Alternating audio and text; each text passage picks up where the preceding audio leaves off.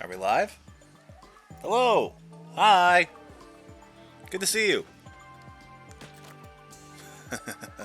Oh, I've been waiting to do this stream for a while. This is an idea I had the last time I played Splatoon 3 on the channel, which I don't think I ever uploaded to the VODs. Uh-oh. Oh, pretty sure that's gone now.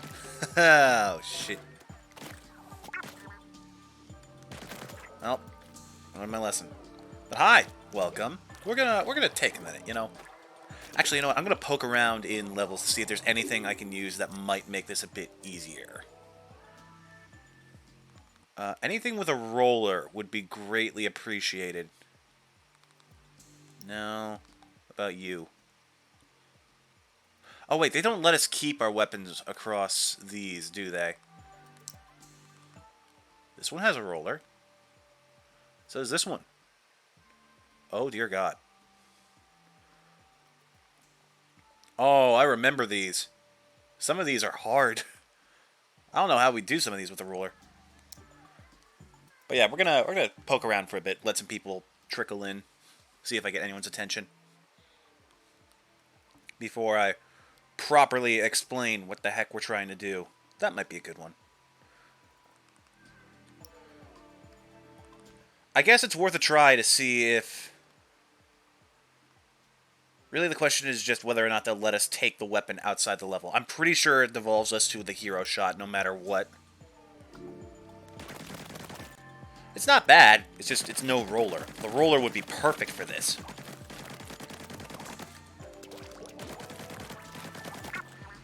But yeah, for those of you who have already joined us, welcome to this entire stream. See that? That's what we're doing today.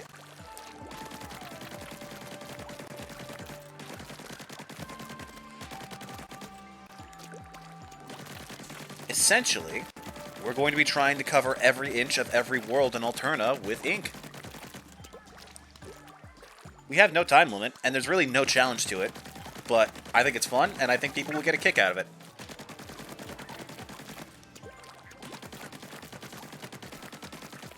Yeah, I did eventually finish after Alterna in my downtime, simply because I managed to get past that one area, and I almost got to the end.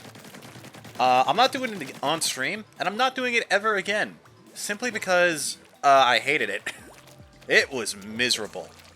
For someone who can handle most platforming decently well, but can't handle PvP, that last area was a nightmare. But yeah, this is the whole stream. Splatoon 3, but it's Power Wash Simulator. So yeah, I guess we're starting.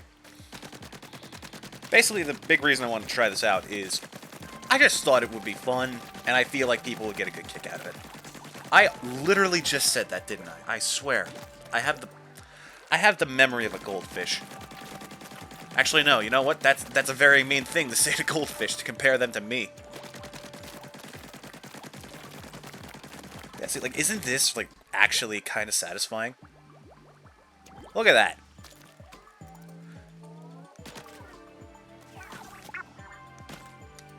I probably should try to, like, do it from, like, the clear part of the sand, so I don't leave footprints.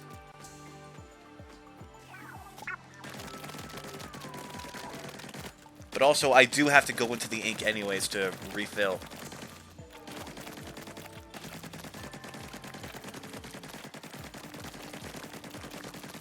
But yeah, here's the cool part. If we do every square inch of this map, then eventually we should find everything. Which is cool, because there's some stuff I actually don't think I've found yet.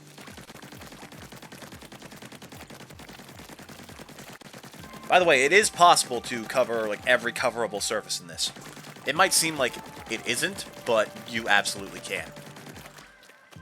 So, like, there's some spots that you can't... that are, like, underneath others that you can't necessarily reach. Like, over here. Yeah, this is a fantastic example. With some effort, you absolutely can break through here. It's just a little bit tricky. I tried it in my off time to see if this would work. And it did. So here we are. And also, like, here's my thought. This seems like such a simple idea that I feel like anybody could approach the stream and sort of get a kick out of it. So, I feel like this would be a great way for people to just find me, you know? Check out what I do. See me mess around in games in really dumb and silly ways.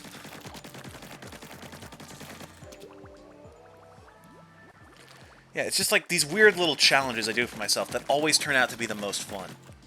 Like, one of my favorite playthroughs we've done so far is Kirby in the Forgotten Land, but I can't use copy abilities in battle.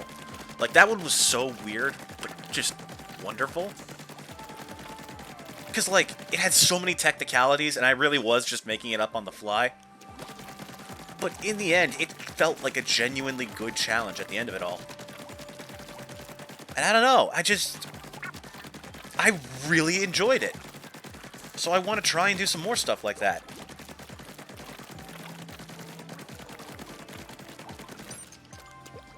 Oh, out of ink. Yeah, I'm going to try and keep little buddy out at all times. That way he can find anything that we stumble across. I should probably work on the edges first. That'll be the easiest to track. Yeah, there are, like, some spots where the game, like, doesn't properly load in the idea of being painted, like here. But you can still make it work. It's around these ledges that you'll find the most trouble more often than not.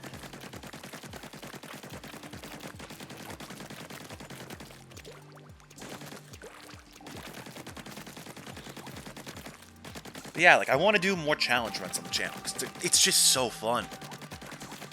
Like, I'm going to try and make a challenge for myself in Devil May Cry, when we eventually do that, where I don't use a single revival item. It's all up to me to win. Except for maybe Devil May Cry 2, because that game has literally nothing to it.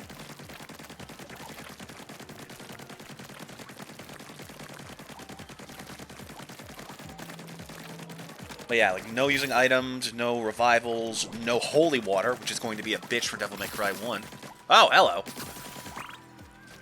I really just zoned out for a second there, didn't I?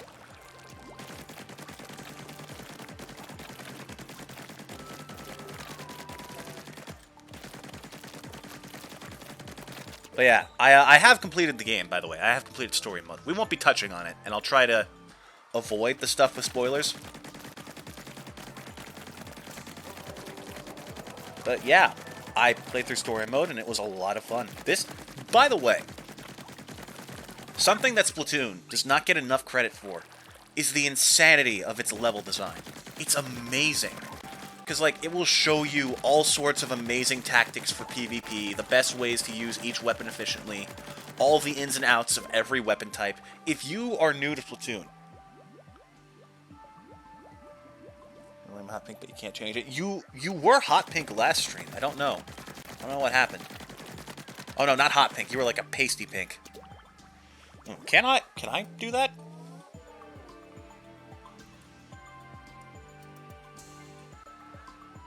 No? I can time you out or ban you. Okay, how do I get rid of that? Uh-oh. Sure. How do I close that?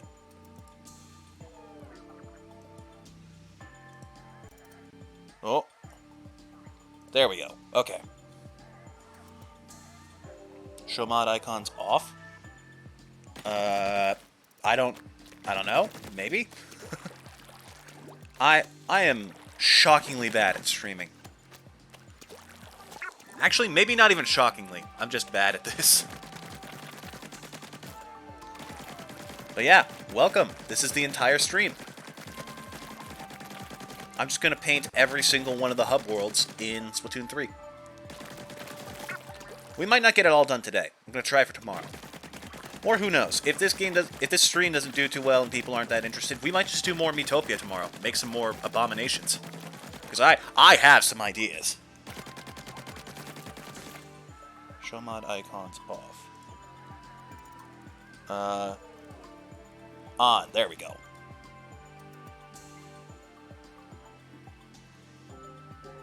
Play Miitopia. I love Miitopia.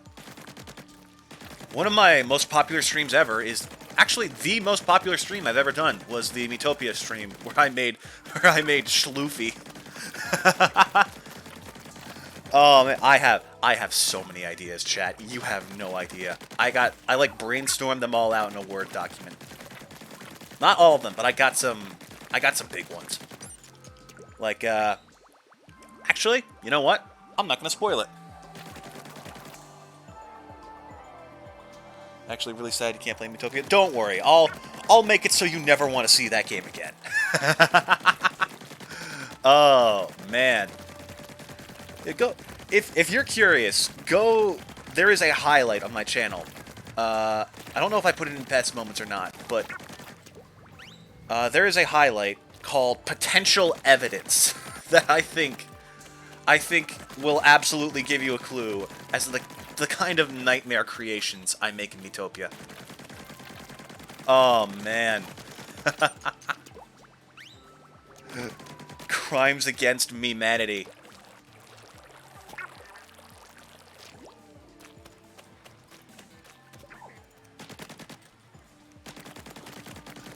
Oh, you couldn't... Wait, no, Metopia has physical copies. You could definitely find one online. It'll probably be stupid expensive now, though, because 3DS cards aren't... Damn it. But yeah, they absolutely have physical copies. I know, because I have one. Now, we're just going to head on up here. Yeah, for the 3DS. 3DS and the Switch, I think. Just like, it's such a jokey game, they're kind of hard to find. Also, honestly, the 3DS one isn't quite as magical as the Switch one, simply because the makeup system on the Switch is so unbelievably good.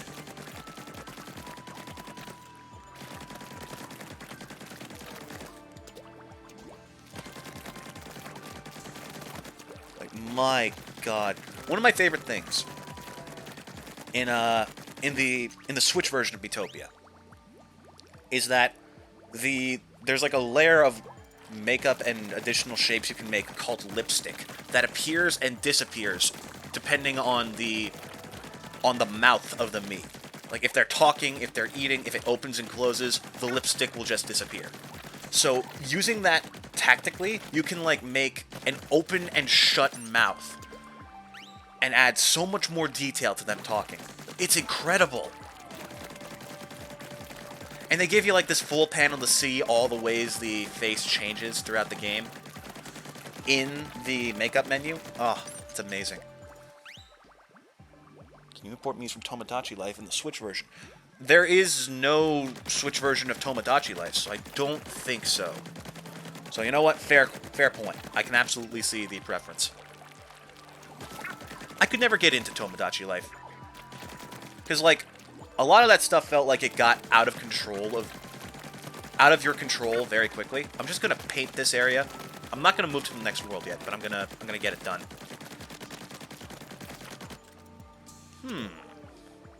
That looks like a place that can be painted. Just, oh, almost worked. Gotta, like, do a very small arc. Oh! Oh my god, that worked! Hold up. We gotta do this now. I'm dedicated. Oh, that was too far.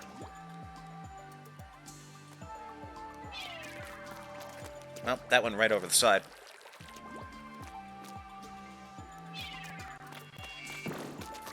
There we go. And I think we missed a little bit on this side. Yes, we did.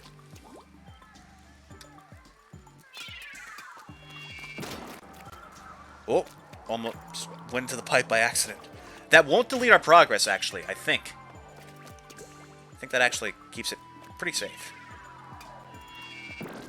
Gotcha! There we go. Okay. Rails can't be inked, but we can get the floor.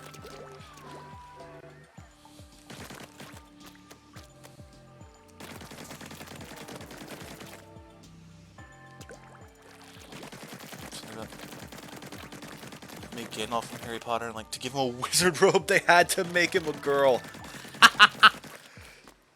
Oh yeah, Metopia goes the other direction with that, in that you can apply just about anything to any gender. So I think that's amazingly cool. Also, Gender does not become a question when you build relationships with your party. Oh, I forgot about you. Let's get you all covered up.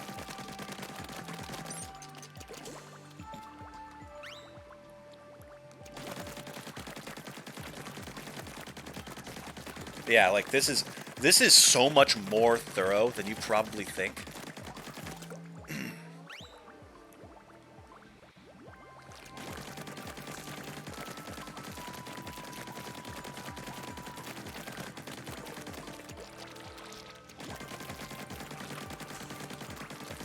Yeah. This is just so satisfying to me. Something about like the splatter effect of the ink in Splatoon is so good. Like, look. And if you do it on a wall, it drips a little bit. So good.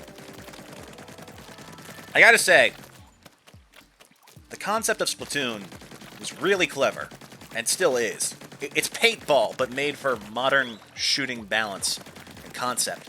It's just so freaking unique. I usually really dislike shooting games. The only ones I think I've gotten a kick out of are like side platformers like Metroid and Kid Icarus Uprising. I love Kid Icarus Uprising. I heard a rumor it might come to the Switch. I hope to God it does. That is such a slept-on game.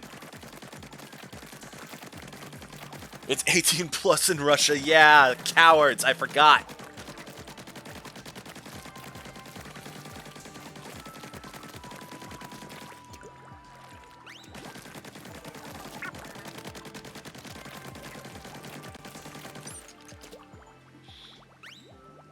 Oh wait, let's change back to Small Fry.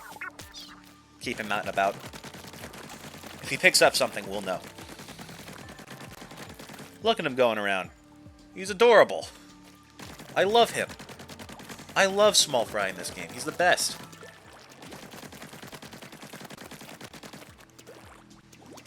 Just gonna make sure I get every last inch of this lower area.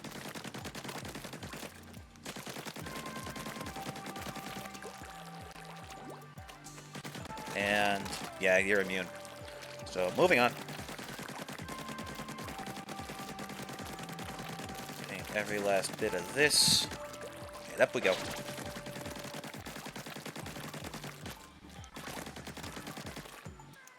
Oh yeah, Tomodachi Life had the voices. I totally forgot about that. With like the Vocaloid sounding songs. Where you could essentially make a me out of somebody and blackmail them by getting it to say stuff that they never would. I hate that that's the first place my brain went to.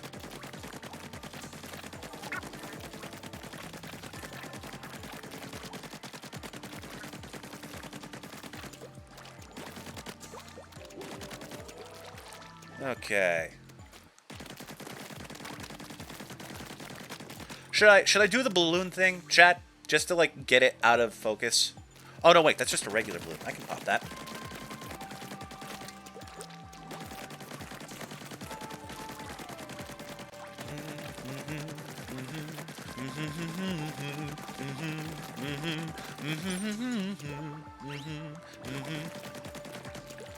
Yo. Splatoon music is weird. Like, it's either some of the most fire bangers you've ever heard, or very, very bland and not interesting. Fly Octo Fly is a fantastic example. That song rocks.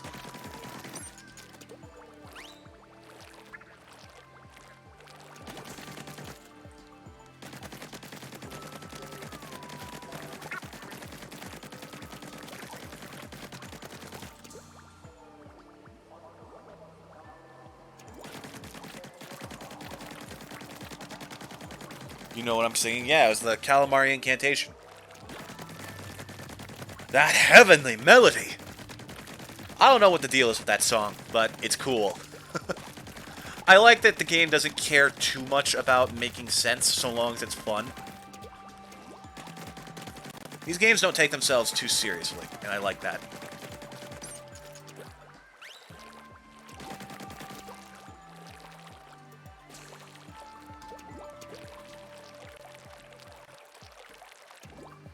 What I want is like a proper like rap breakdown from Captain Cuttlefish. My man's never got a chance in the music business. They just retired him and called him senile from the start.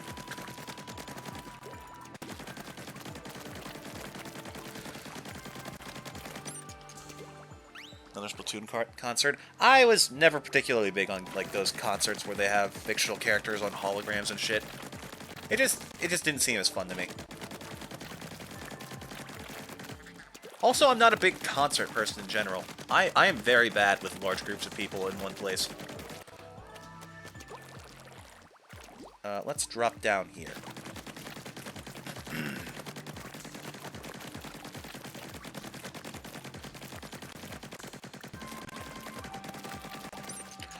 I really do wish I had something other than the hero shot to do this with. Like, a roller would make this so much easier. A roller, a blaster, a splatling. Give me my dualies. I need the dualies. I need my dedicated dodge button. That absolutely breaks the concept of this game.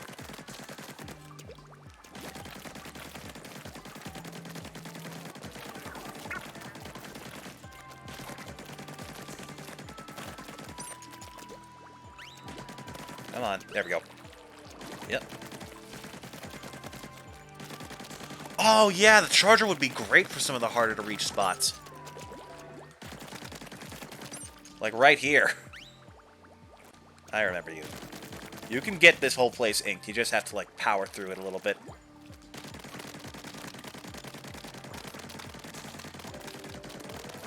The splatter shot has such a huge spray, it will eventually get the entire thing. It's just a question of dedication.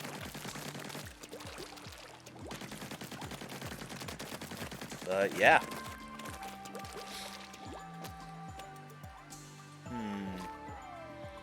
It looks like I missed a spot here, but it doesn't seem to be willing to let me paint it, so moving on.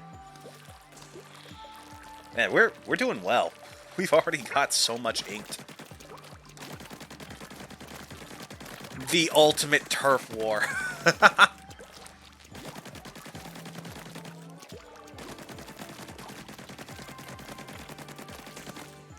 I'll stay at base and snipe people. Hey! Inking base is one of the most slept-on requirements for turf war.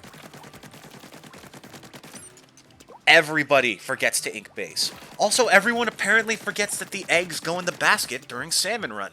I don't know how they forget this. You can't get through the tutorial without doing that. So how did they forget it? Whoa. Hello. Weird. Oh, I see that. Nice try. Okay, where do we go next?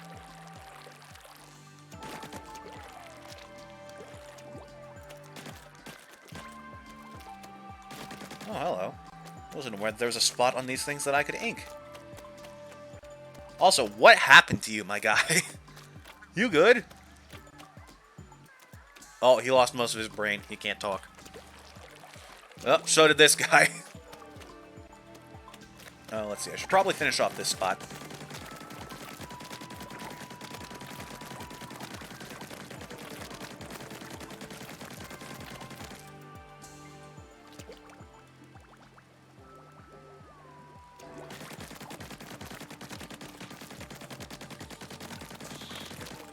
Just create a new fucking game. I'll call Deathmatch where the team with the most kills wins. What? Death in my Nintendo game? Haha. Oh, man. I make that joke. I would not be surprised if they killed off Zelda in Tears of the Kingdom. That would be hilarious. It would break my heart and soul, because this is the first time Zelda has actually had a proper character. But holy fuck, it would be funny.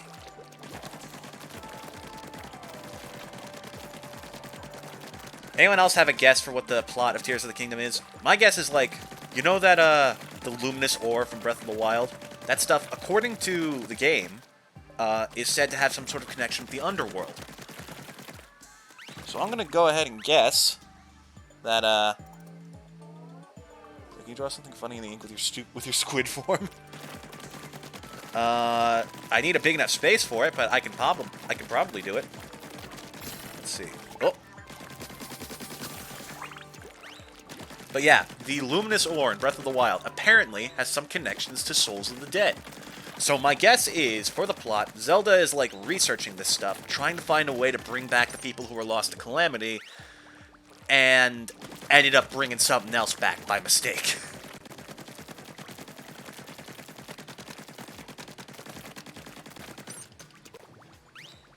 Hey, little dude, how you doing?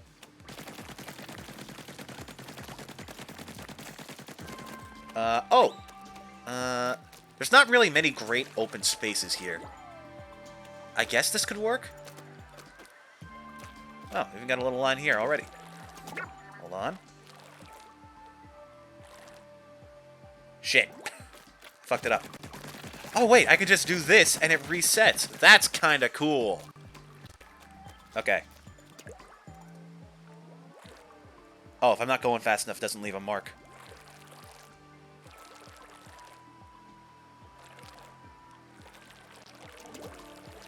Fuck. Not working.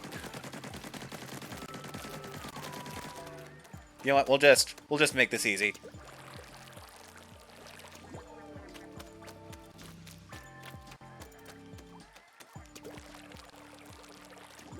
Ha ha ha ha ha! It's the funny number. There we go. You could probably do something much more clever than that. I'm just not good enough or patient enough. I'm not patient enough, says the man currently trying to paint the entire planet.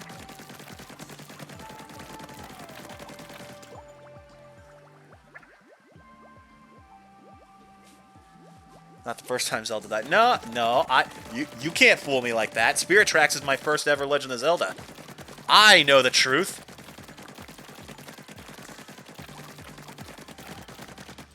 I love Spirit Tracks. Like, here's the thing. The weirdness of that control scheme of using only the stylus, that is entirely removed when that is your first time playing not only a Zelda game, but one of your first video games. And it's just like, oh, that's just the way this is. You don't have any other preconceived notions or, like, previous instincts to use. And then I, like, eventually, Ocarina of Time came to 3DS, and I'm just like, what the fuck is this? I have to use the control pad? What? Can I paint the stickers? No.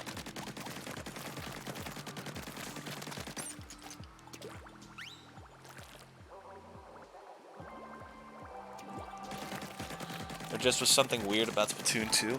Well, Splatoon 2's problem is that it's the exact same as Splatoon 1. And they didn't even try to bother hiding it.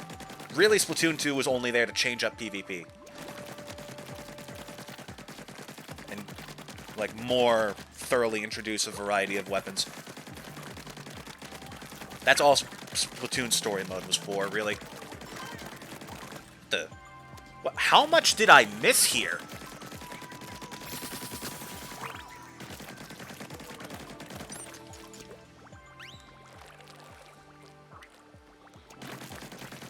Just this place all gooped up.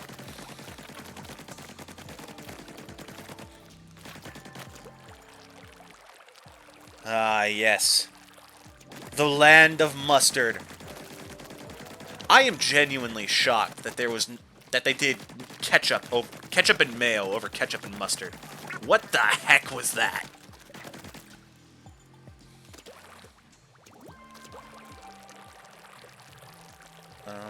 Yeah, we're doing good. Let's make sure we get the edges first so I don't miss anything important. Oh, like this little ledge down here. Oh.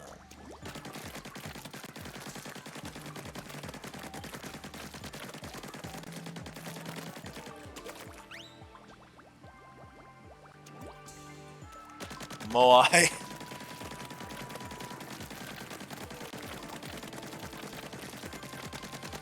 Yeah, wait, why are there so many Easter Island heads here? And why are they all made out why are they made out of metal? I guess, you know, if we wanted to, we could do like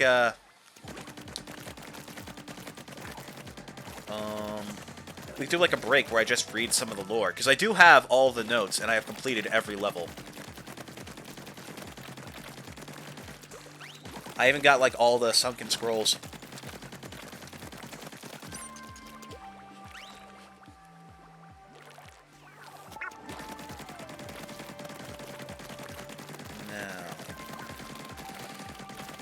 Oh, right, we gotta do the top of this thing, too.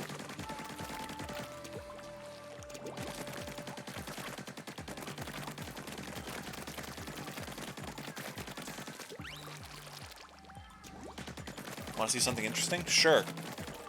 You know, base? What, like there?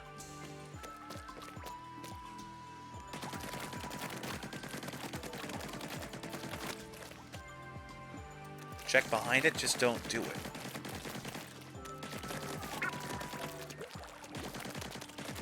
Oh, the Grizz statue? Yeah. There's also, I believe, you can talk to this thing and, yep, you can return to the crater. Where the game fakes you out into thinking they made the game exactly the same as Splatoon 2 and 1. Which I think is kind of clever. It, like, opens up with literally the exact same concept as both Splatoon 1 and 2. And they even call you Agent 3. Which was very strange at first, until I realized that Agent 3 is here now and a badass. I love Agent 3. So much fun. It's so... Did you know that if you go... Actually, you know what? Oh. Not sure if going to the crater will undo all this.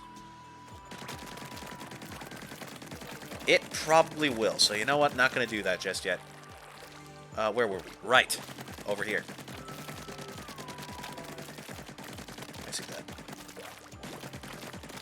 Get that one spot. There we go.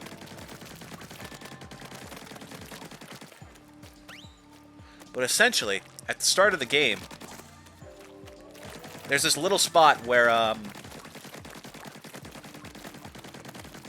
Captain Cuttlefish has a drawing of Agent 3. And if you talk to him, you can customize Agent 3's design to look like the same one as the previous games that you used. And I think that's super cool.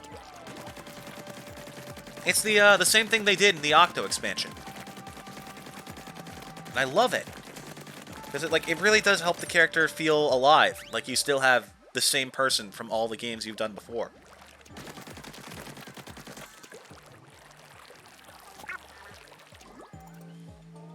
Let's see. Where should we work next? Probably over this way. Oh, hello.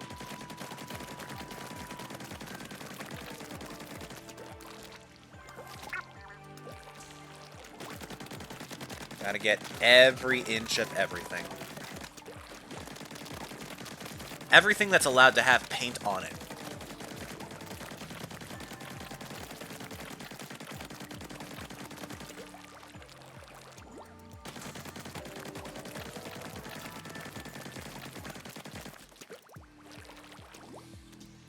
Is Cuttlefish on the map? Good question. I mean, he's here, yeah, but he still looks funny, and I'm gonna try not to spoil anything for people, because I know there's at least one friend of mine who might watch this stream, and I don't want them to be spoiled, because they specifically asked me not to spoil the game for them.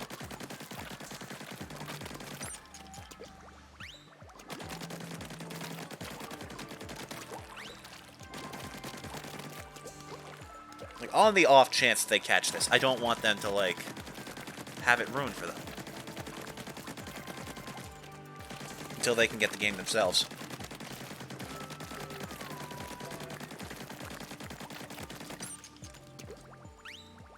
There are tire tracks in the snow? Where?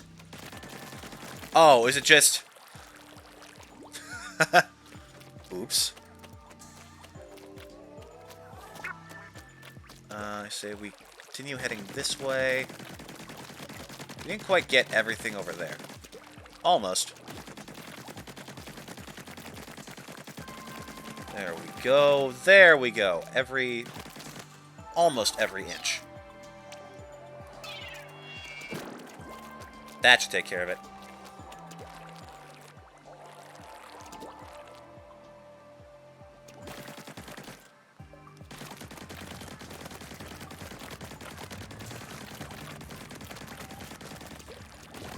That being said, well, I will not talk about what happens in the story. Third phase, the final boss, that song's a banger. Like, it's weird because the first two phases don't sound that good. And then the third one just comes out of nowhere like a flamethrower in a Walmart. Actually, that's not that weird. I live in America. Like a flamethrower at a swimming pool. Still not that weird. I live in America. You have a hack switch and made him look weird with a mod, didn't you? Captain Cuttlefish? Sure, we'll go with that. Definitely a mod. And not that he gets like a kind of cool redesign that I don't want them to see.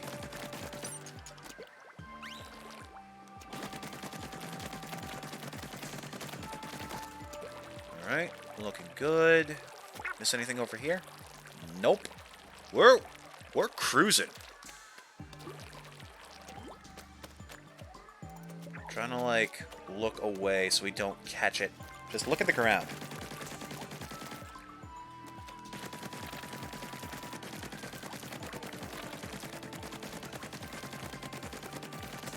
Actually, no, we'll just get this out of the way. 10-second warning. In 10 seconds, I'm going to go to the crew, and you'll probably see something that spoils some of the end game for you. Here we go. 6, 5, 4, 3, 2, 1. All right, look away.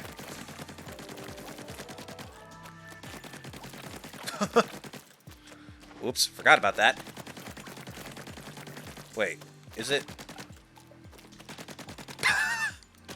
It's only Callie, or only Marie. Okay. I'll be sure to tell you when you can turn back. But first I'm going to get every inch that I conceivably can in the area.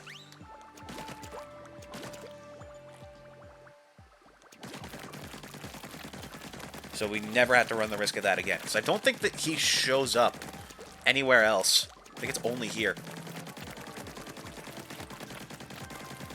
There's this box here.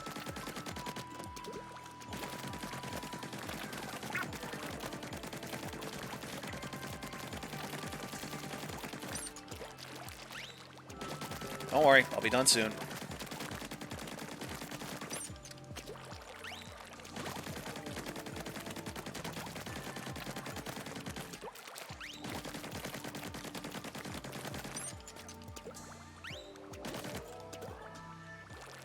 Looking pretty good. I think I got... Oh. Just another quick look around and make sure I didn't miss any spots.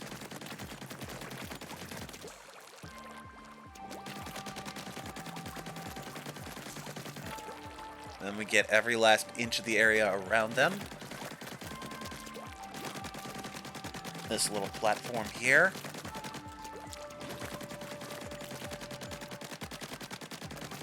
And... Alright. We're going to be looking away from there from now on. So you're good. Marnie is the golden one, right? I think so. Or no, not Marnie. Mary. Of the two, originally, Callie was the pink one, Marie was the green one. I never really vibed with them that hard as characters, but they're kind of funny.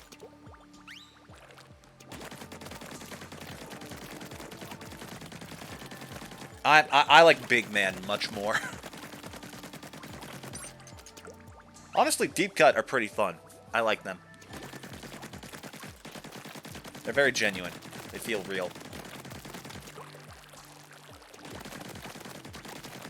Oh, hey, we're getting close to done.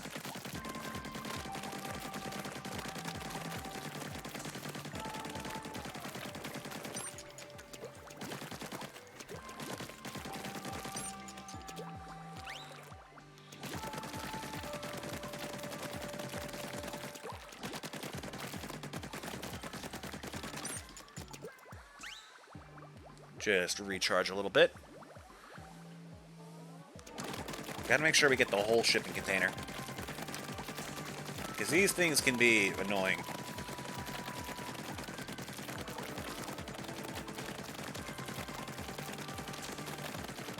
Go. And the entire top is covered, so yeah. We're almost done with the first world.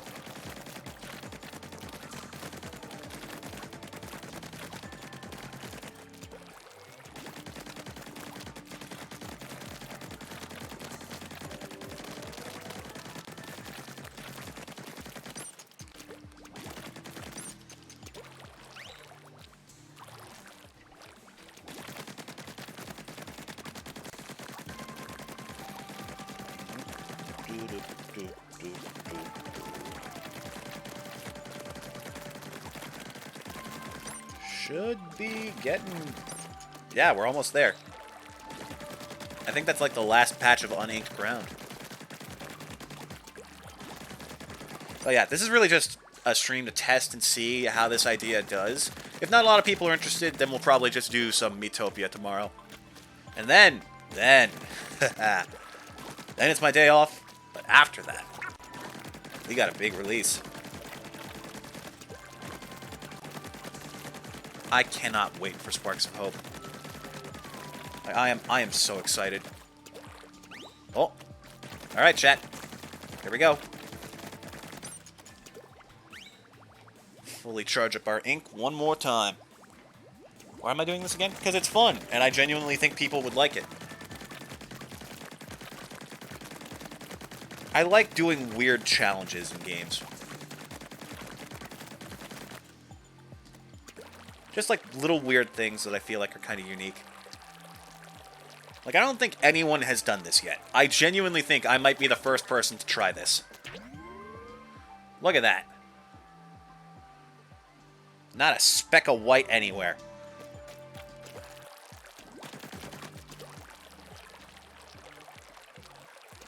Oh, you didn't see that.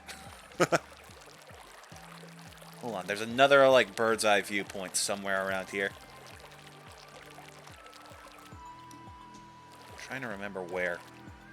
I think it's, like, this way? Maybe up on that cliff? That could be a bit better. No, you didn't see that either. Oh, man, there's a fair bit I missed.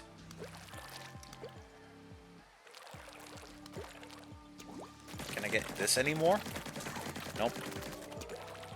There's just some spots that won't get finished no matter how hard you try. Yep. Here we go. Yeah! Look at that! I wish I could manually change my color so we could do each island a different color. That'd be fun. Can I? Hold up.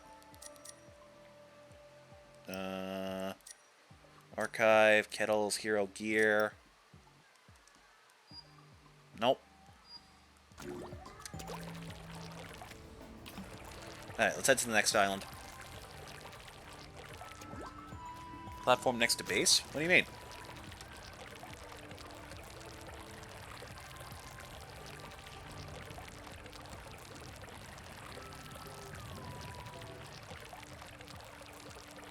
What, this thing? You can't take this thing. Good eye, though.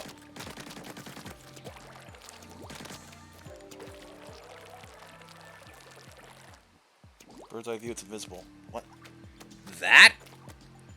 Can you even get there? No, there's no way. Oh, look away. What platform?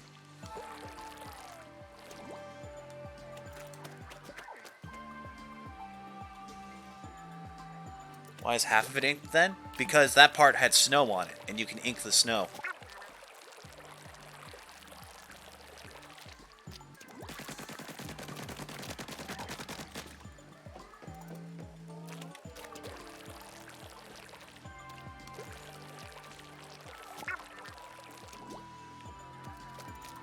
Can I cut out the possibly spoiler parts out of the VOD?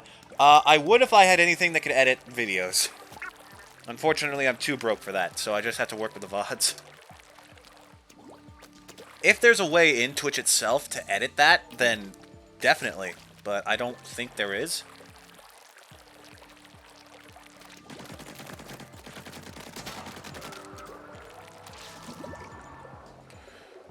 And if you look behind us... Ah! All that work is gone. Oh well.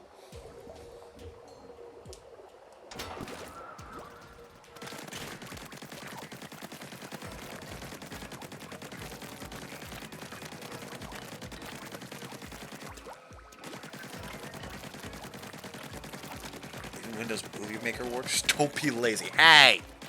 Hey! Watch it.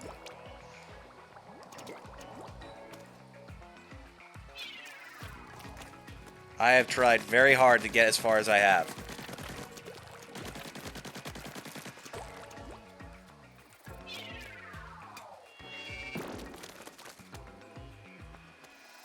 Sort of. A little bit further. Oh, nope. Well, there goes 2 bombs. I forgot that the cost of bombs is reduced in this mode, so you can just...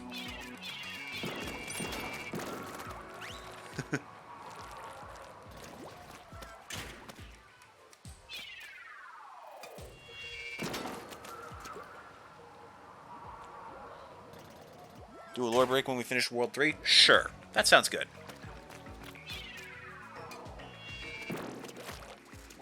A little bit further. Maybe... Nope. Oh! Nope. Perfect. There we go. You just gotta, like, clip it on the side.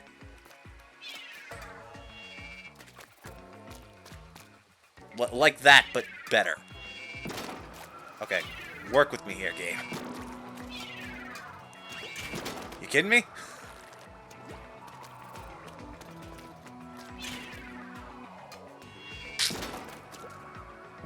Okay, so maybe I'm not a very good shot.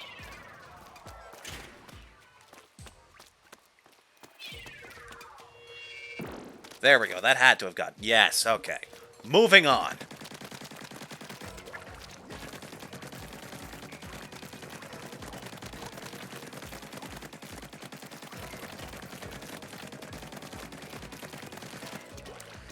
Maybe I shouldn't be too scared of spoilers, because I don't think the person who wants to watch this is, like... I think they said they wouldn't watch the streams, but I can't remember. And I guess, really, even coming here is kind of a spoiler for story mode. Just because this place exists. I don't know.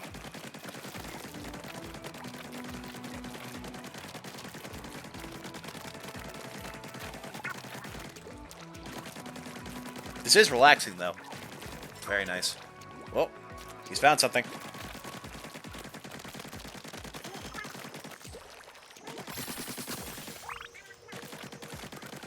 See, I appreciate it, Small Fry, but those things really don't mean much when I've already unlocked and completed all the levels.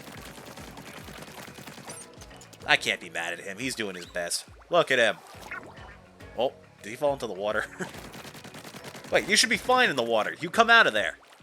Here. Return home!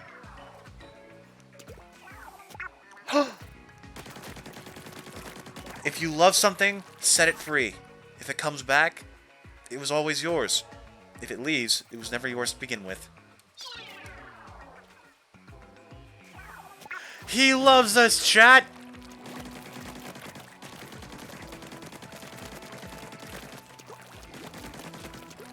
Okay. I'm gonna start with doing the edges of everything on ground level, and we'll move up.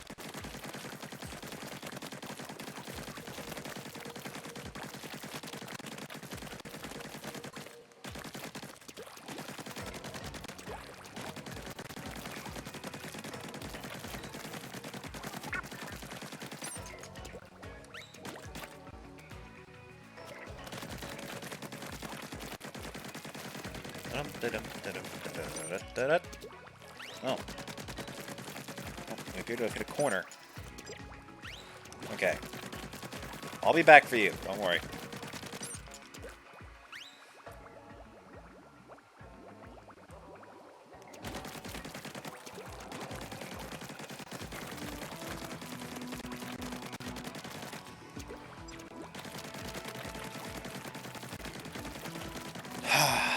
There's something really relaxing about this. Like, this is why I call the stream Splatoon 3, but it's Power Wash Simulator. Because this is the exact same, like, mental itch to scratch that Power Wash Simulator hits. Just, like, getting every spot of something. Filling it in perfectly. The only thing it's missing is the little dings that Power Wash Simulator has.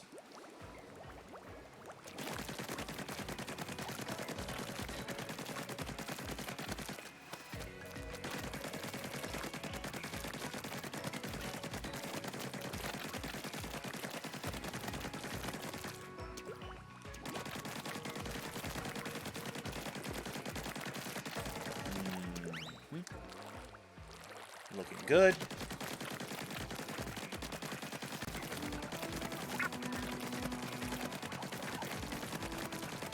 Okay. Run around here. Oh, yeah. Little buddy, get it! Got those things in play now. So that's gonna make traversal a little bit odd. There we go.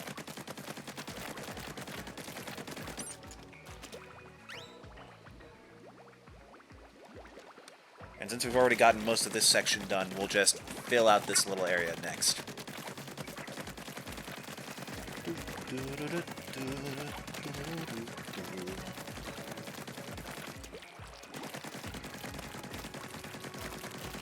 Chat, I've asked this question before, but what are your thoughts on the Mario movie? I got Splatnet 3. No, I did not. I don't even know what Splatnet is. Is that like a... Is it like a mission in this game?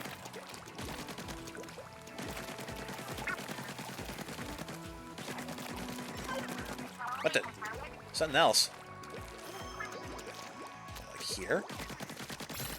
Oh, hello.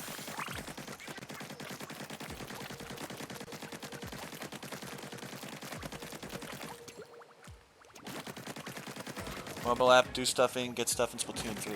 Really? Weird. I don't know how I feel about that. I'm not really interested. But also, I don't see any problem with it. Like, so long as it's free and it has no, like, extreme benefits. If it's just, like, gear with specific abilities, you can easily do that in Splatoon 3 on your own, just by, like, farming ability chunks. Which I probably should do someday. Nope. Can't make these. Alright. Okay, first section done. Where should we go next? How about we hop over here? I love the little... blub, blub, blub, blub, blub, blub, blub, blub, blub.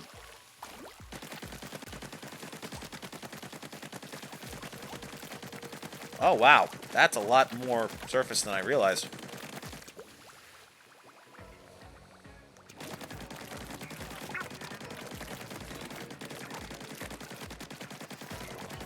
Okay, I'll get this while I'm here.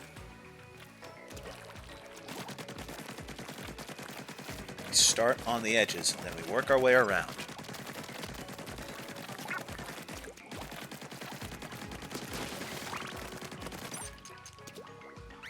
What's your deal?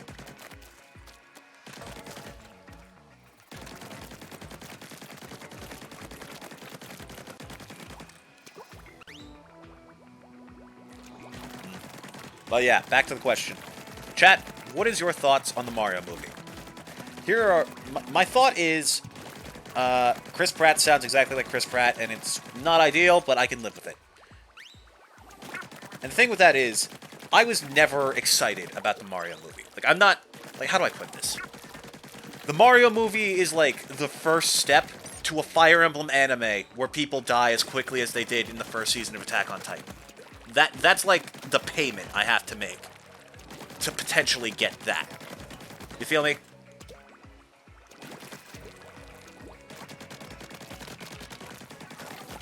Yeah, I have not been sold on Chris Pratt since the moment I heard about him being in the movie. That being said, I don't think it ruins the movie.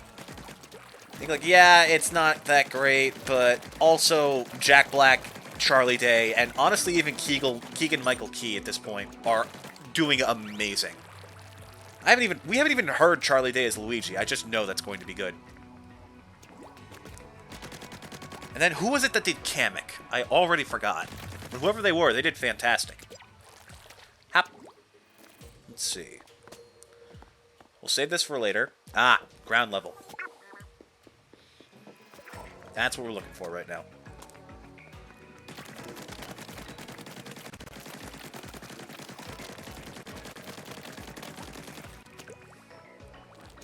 Maybe after eating mushrooms he'll sound better. Okay, I actually do have a thought that might save the movie. What if, like, Mario does have the Brooklyn accent? Because we did only hear 2 lines, and Chris Pratt might properly commit to that going forward, like the full-on Brooklyn accent. But he switches into, like, the high-pitched Wahoo voice around Peach and gets nervous. If that happens, it probably won't. But if that's the case, that'd be really cool, and I would like it, because it gives Mario some much-needed character.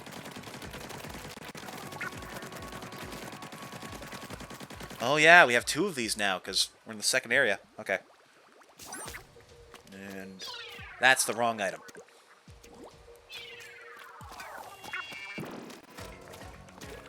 Need one more. Move further back. That was the exact same spot. Oh, almost. Just a bit further. Ah, come on, work with me here.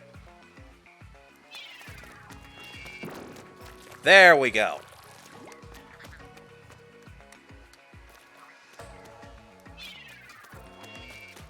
Nope, tumbled off the side.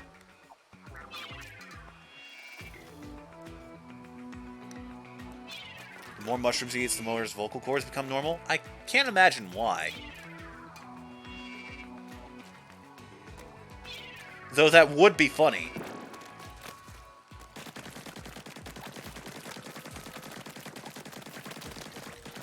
Can we talk about the penguins? I love the penguins in that trailer. Like, it's so good. I love how stupidly hardcore the Penguin King was. Like, his animation, like, his facial animation was so incredibly detailed, and he carried such, like, an intense air of, like, pompousness and swagger. And he was this 2-foot-tall fucking penguin from Mario 64, who we most remember from being thrown off a cliff. I love that. I love that so much. It's stupid, but I love it. Oh man, there's a lot of these crates I have to hit. Okay.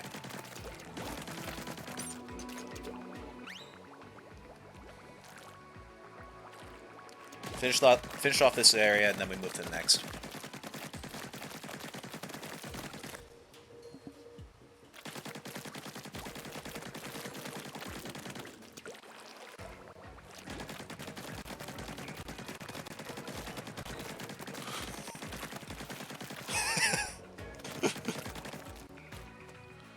Okay, hold on. Let me take a drink of water before I do the Mario voice again.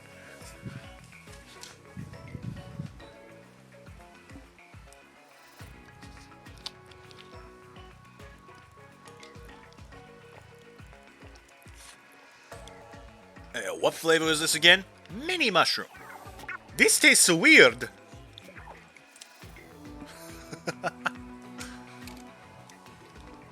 Yeah, Keegan-Michael Key as Toad is already done phenomenal.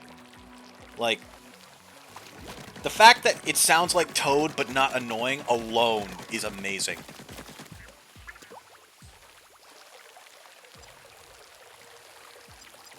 Oh, guess we already got it all. Okay. I'll tell you what, let's do these storage crates first, because I guarantee you I'm going to forget them if I don't do them now. Get you. Everywhere we can. Top. Move the storage crates, then the ramps, and other, like, ways to the next vertical level, and then we'll do the next vertical level. Oh, hello. Quite a bit of stuff here.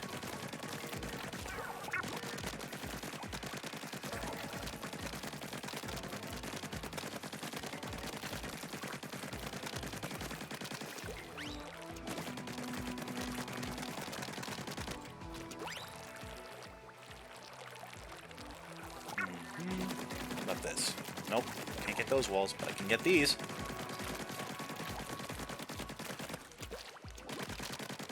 Can't get the side there. Okay, we'll get on this level because it's pretty isolated. Again? What, do these things just appear?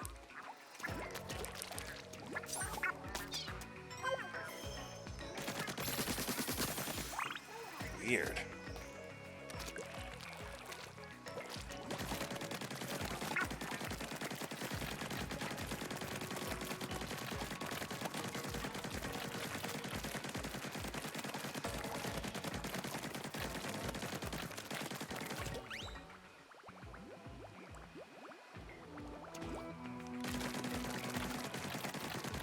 What do you think people eat in this society? Because would meals... Wouldn't most meals you think of basically be like eating your neighbor? Not if you don't eat seafood. I mean, I can't imagine that they do. And yet they know the word calamari. Wait a minute. Like, not even just that the Squid Sisters have their names as a joke. The song is called the Calamari Incantation. They have to know what that is, right?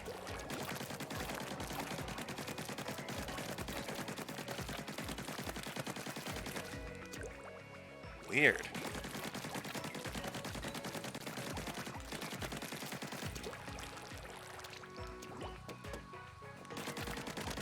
I mean, I guess Mr. Grizz probably has some impact on that. Ugh. Oh, wait a minute. I should not be talking. Also, salmonids are a thing. Like, maybe not all of them, but Little Buddy here eats power eggs, which are eggs from, like, his own kind, I think. That's kind of weird.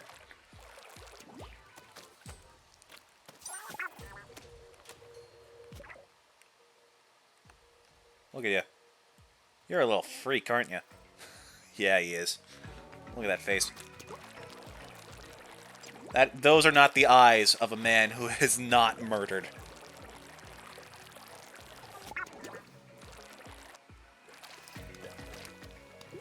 Tell me where they grow veggies. I don't know, the ground? Shit.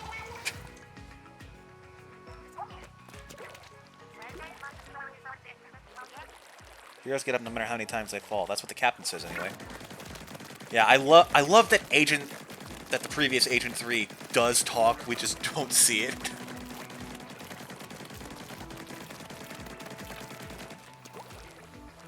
Captain 3 Squid Sisters team up remix. When? That mixtape's gonna catch frickin' fire. Okay, got this. Was there another storage container, or was there only two? We'll take a look around and find out.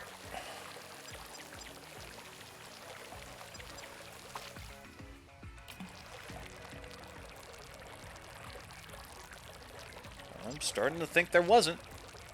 Might just be good to move up to the next floor.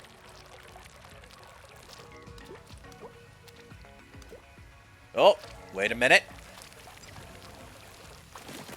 There you are. There we go. Much better.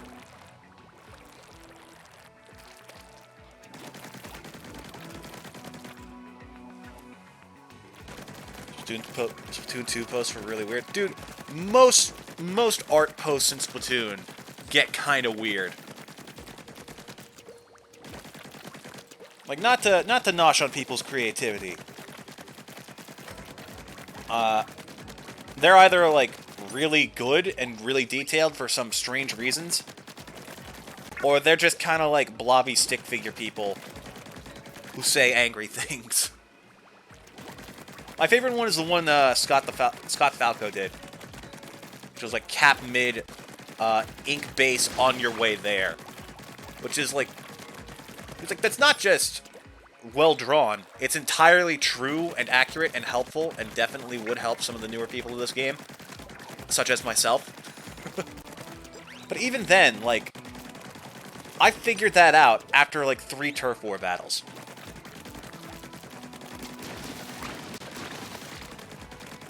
Like, it shouldn't be that hard to figure out.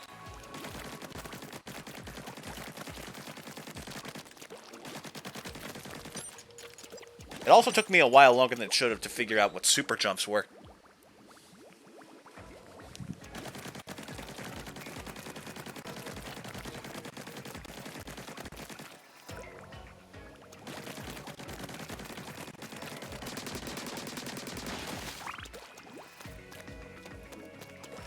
Okay, I'm not going to go up to the next level just yet.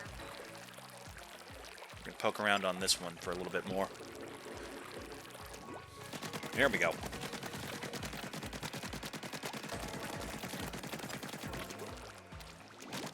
We can afford to paint this. Just a small area. No big deal. Get you. What? Where? Okay, I guess there, apparently. Oh, hello. Ha! Thought you could sneak past me. Nice try.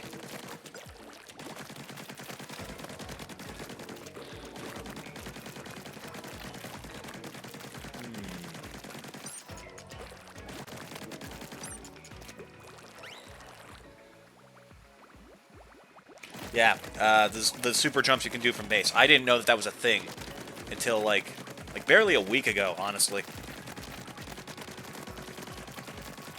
Because, like, it mentions it nowhere, and also it's so useful, honestly, to the point where it's almost unfair that you can just fly across the map. Oh, how the heck did I miss all that? Disappointed in myself. You know what we could do? Instead of, like, a lore break, we could do, like, a quick boss battle. Maybe that's what we should do. We should take a break after every world where there's a boss and fight the boss. Just as, like, a change of pace. Because I'm gonna be real, chat, there's a lot of lore, and I'm not sure if I'm up to reading it all.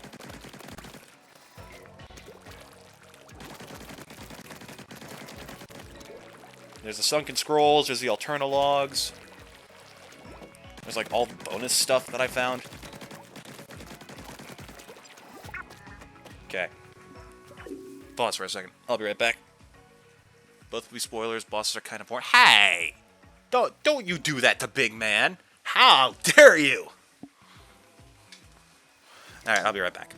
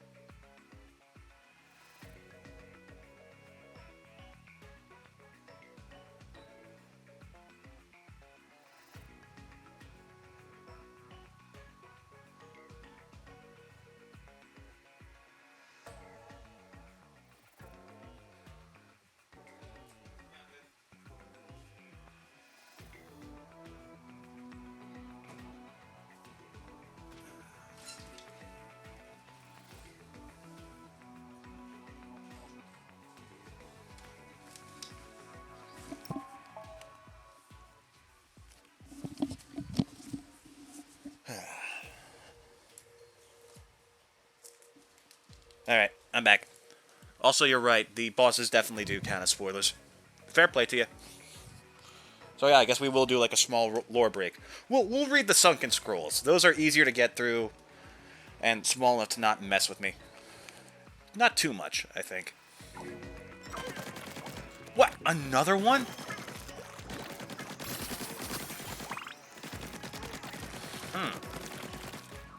Did I miss anything on the lower level? I feel like I did. Oh, yeah, bird's eye view. That would help.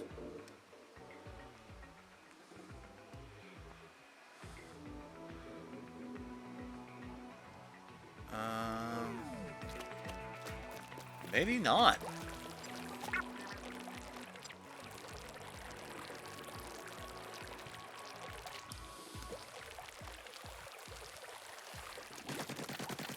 Nope, those are just shadows. Okay, then we move to the next level.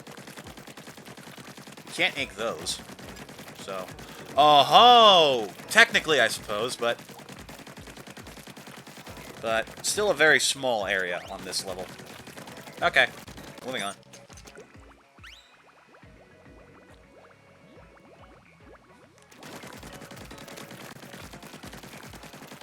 This one's weird.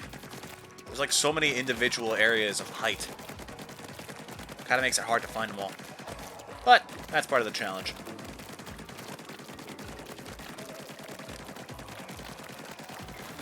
Okay, chat, here's another question for you.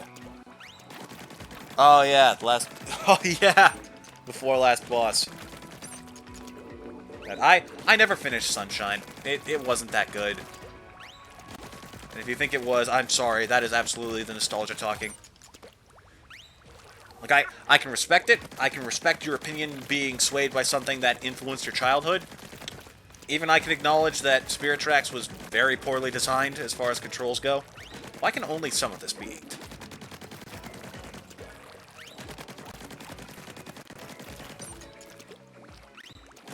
Like, I am capable of acknowledging Pokemon's kind of shit.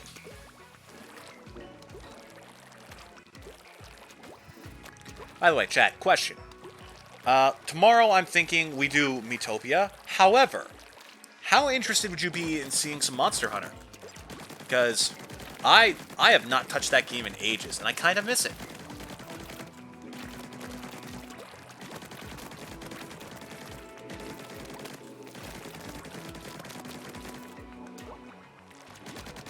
Yeah, lore like Sunken Scrolls only covers stuff that happened in the past and not is actively happening in the story.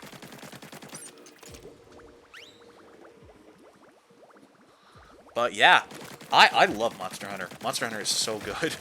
Rise is a bit on the easier side, but honestly, that's not a bad thing.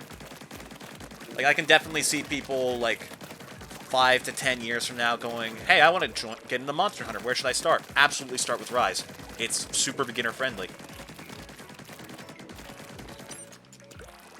But yeah, Monster Hunter has almost perfect combat. It does it it gives you exactly as much as you need, and no more or less.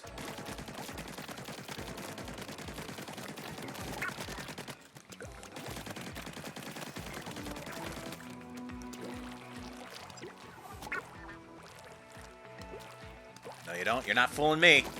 Ha-ha! Secret area! Secret area! With nothing in it. Secret area.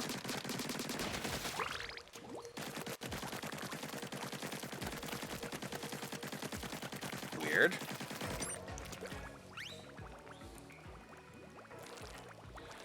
If I'm being honest, never saw 1 second of Monster Hunter gameplay. Expecting it to be kind of like Shadow of the Colossus. Oddly enough, you're not entirely wrong. It's... well, no.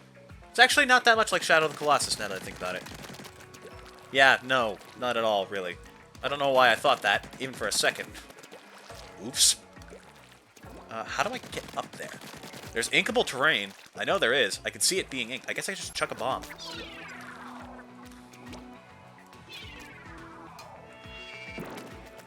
Yeah, the burst bombs are like, they detonate on landing, so they might be more useful for certain situations, but these regular ones have a much bigger AoE.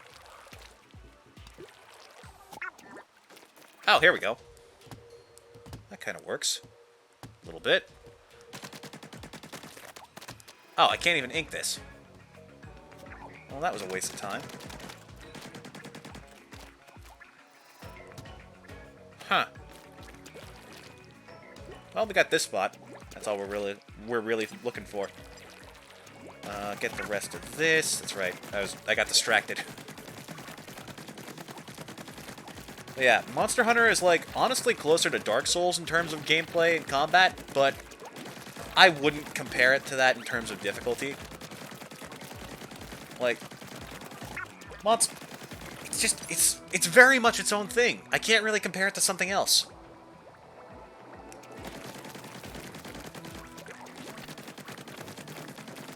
I personally main the hammer, though I might change to switch axe, simply for variety's sake, so I can learn something new in the game. I love hammer, though. They made hammer absurd in Rise, and I love it. You think this world has actual artists? What, like Splatoon? Sure, totally. There's like an entire art museum. There has to be. It's like the Museum de Alfonso. It's like it's a stage. Because like just because you can generate paint doesn't mean that you're magically amazing with it. Like, I wouldn't call a turf war battle like a work of art. Well, who knows? Maybe that's a thing. Maybe there's like special turf battles where people make a specific, like set out to try and make a specific outcome with it. Like they try and turn the stage into a dragon or something. That sounds sick, actually.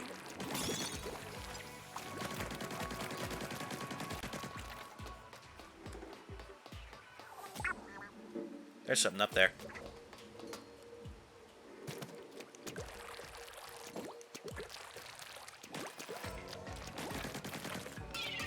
Nope, not what I meant. Little buddy, get up here. There's a secret, and I know you're gonna find it. You're gonna find it. It's gonna be like right in front of me, and I'm gonna look really stupid. Oh my god, chat! Something hilarious happened yesterday. Y'all ever heard of what was it? I think it used to be called Pokecord, but now it's like Poke2 or something. It's like this Discord bot that allows you to play Pokemon in Discord servers. It's kind of cool as a concept, but apparently it got some sort of update recently, changed its name and a bunch of its commands, and either it doesn't work or this thing lives to spite me. Who actually cleans up after turf wars? I don't think that's really that hard. Like it's literally just water. Like, water erases both Inklings and their ink. At least I'm pretty sure it does. I mean, we die if we step in water, so it's got to have some kind of effect. I can't imagine you would need a bunch of soap. Yeah, just, like, kick a bucket over and let it take care of the rest. You know? Oh, that's how we were supposed to get up there. Okay.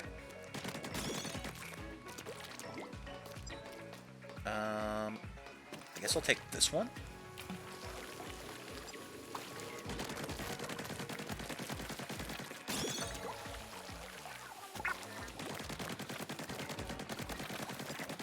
Yeah, there's still some areas we missed, but might as well since I'm here.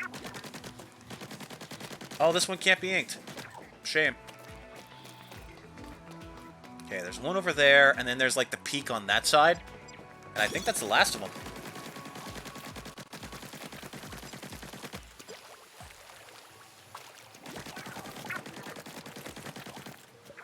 Now this is a bird's eye view I can get behind. Hep.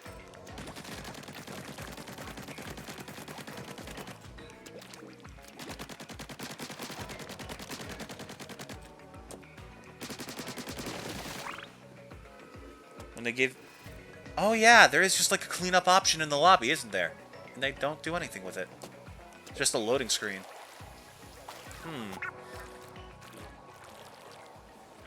Hop. Oh, just made it. Absolutely dinged my skull with that landing.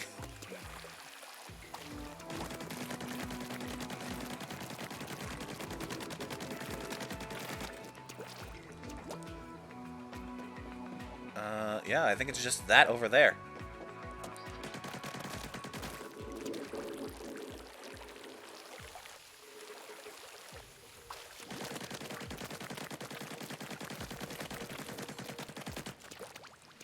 And there's, like, these things which we can't ink. Let's get back to the top and take another look. I may have missed something. I'd rather not take the risk. Hop! Oh, this place is a mess. Oh, no, it's just a piece of metal sticking out. Some spots here and there, but not too bad. Oh! How did I miss this one?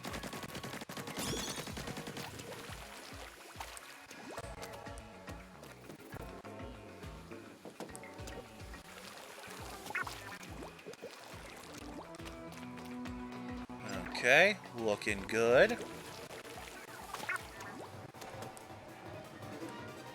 I feel like there should be, like, a challenge mode in this game where it, like, it's a co-op thing like Salmon Run, but you have to ink every inch of an area, like, up to 99.9%. Like, look at those, like, those antennas over there would be fantastic examples for it.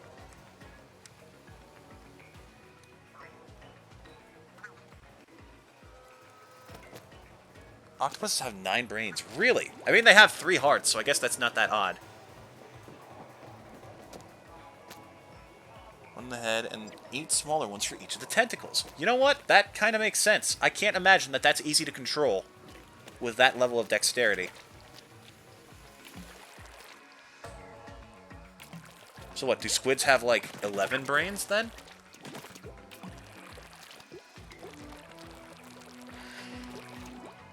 This leads to World 3, right? Yeah.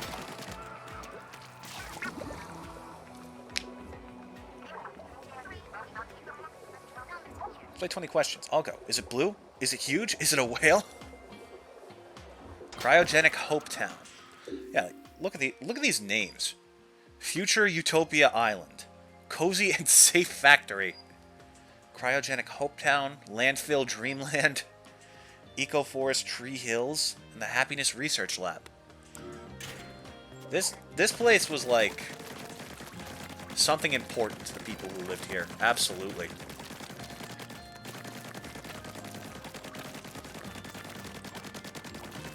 Not anymore, though. Okay, time for my least favorite part.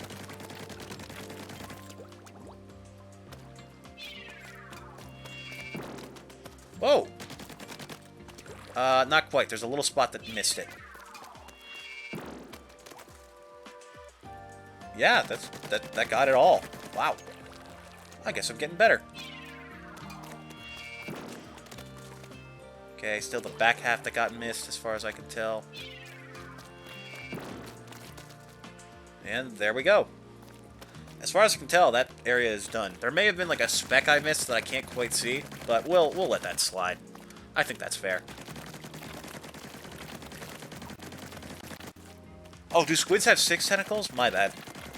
I thought they had like 8 and then the 2 big pad ones. Let's take a look at this place. This place looks pretty easy. I don't think we can ink the ice, so it's actually going to be super fast. Oh, that part's going to be a bitch, though.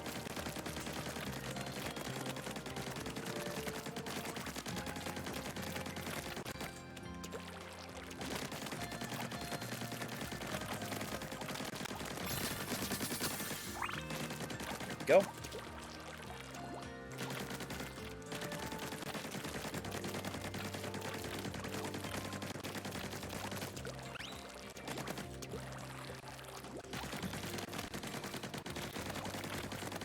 Okay, new problem. How on earth do we get those? Oh. Okay. No longer a problem. I guess I can also just ink them as I go by. Yeah, okay. Problem resolved.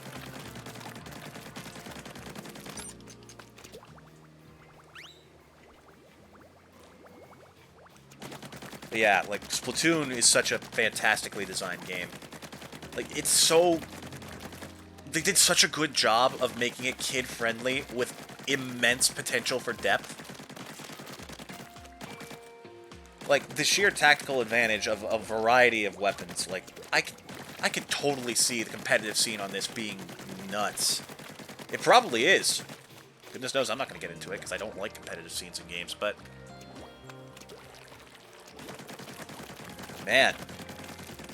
crazy.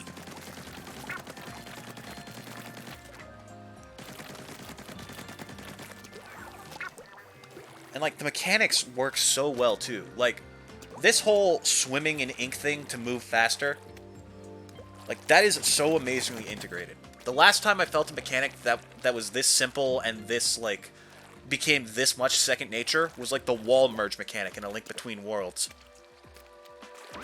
Which is one of the best integrated concepts of all times. Like, it's so clever with it, it uses it so well in so many places. And then, like, there's stuff, like the different weapons that blend with that idea. Like, Curling Bomb is a fantastic example. It functions as a weapon and makes a path for you to move along. It's perfect. My gosh. Splatoon devs really must have been, like, cracked out of their minds on this.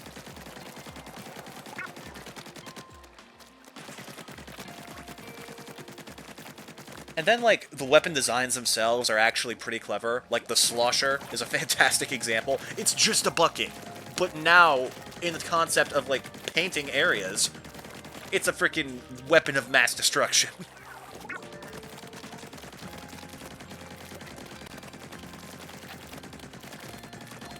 Like, your shield is just an umbrella. There's, what else is there? What's another good one? Like, the rollers and the brushes. It's so good.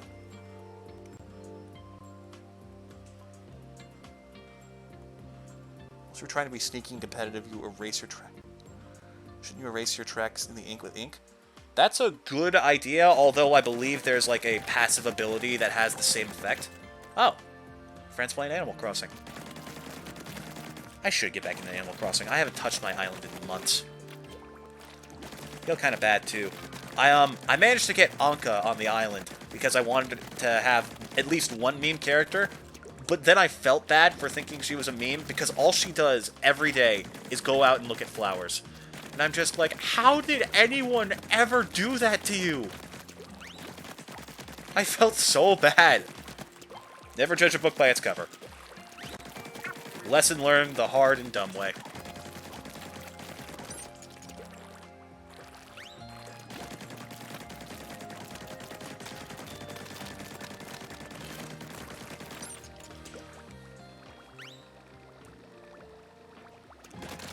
She's a dude in the French version. Good for her.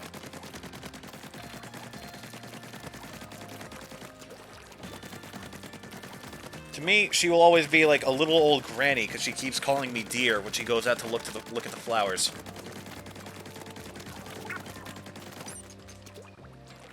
It's weird how, like, you can definitely imprint certain things on characters. Like, what's a good example? How everyone now immortalizes the MCU's version of Iron Man as a father. Like, simply because of his relationship with Peter and the fact that he actually is a dad. Like, I would have never imagined Iron Man as parent material until I saw, like, Spider-Man Far From Home, or Homecoming. But now, like, that idea will never leave my brain.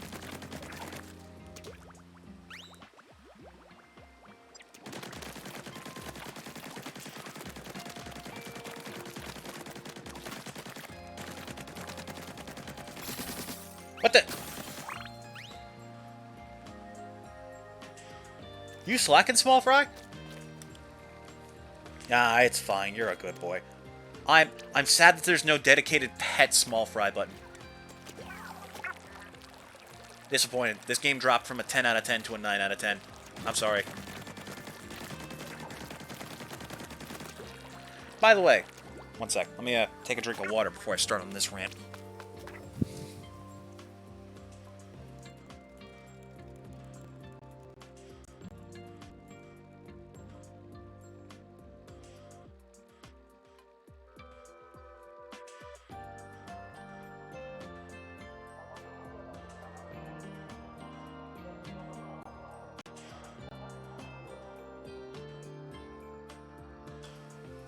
Go into squid form, you'll see you'll have 8 tentacles. Do I now? Oh, fucking...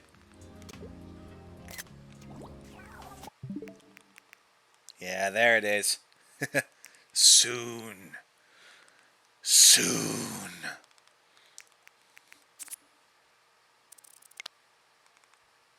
Do I? Do I have 8 tentacles? I see 2. I see 4 that make up like a little mustache.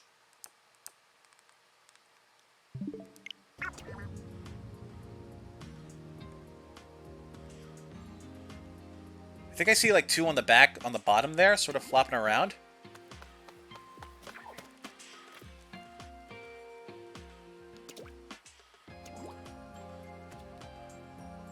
Unless different haircut. It might have an impact on a haircut.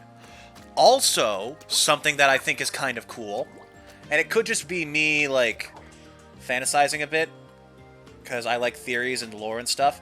Take a look at what happens when this Agent 3 goes into squid form. See how the tips of the tentacles, like, turn blue? At the end of the Octo expansion, Tartar, like the bad guy in that thing, has this ooze where it looks like some sort of perfect being is coming out of. At least that's what he says. He says he's going to create an ooze that will give rise to the ultimate life form or something. But if you look at him during that cutscene, you'll see this like little blue and yellow tentacle popping out of his head, which looks shockingly similar to this.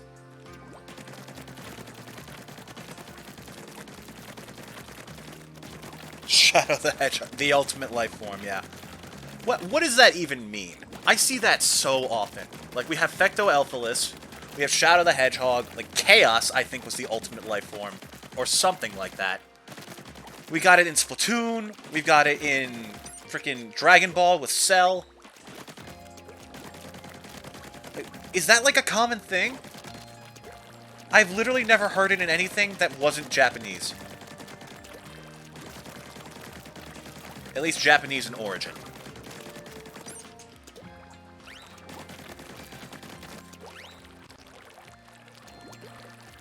Looking for against. Ah, that's what I was forgetting. Little spots on the ice here. Oh, you can ink that little corkboard. Gonna have to keep an eye out for those.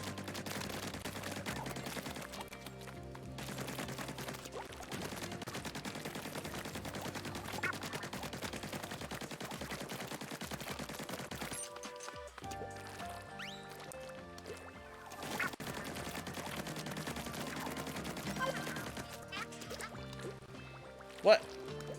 Okay, how did you find wherever the heck this thing is, and you didn't find the one earlier?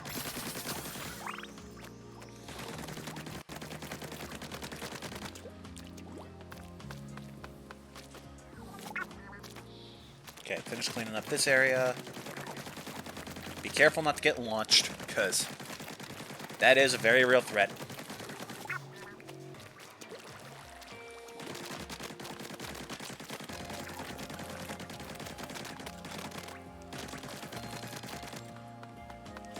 I think the internet would have gone that crazy over Anka if he was just a dude in all versions.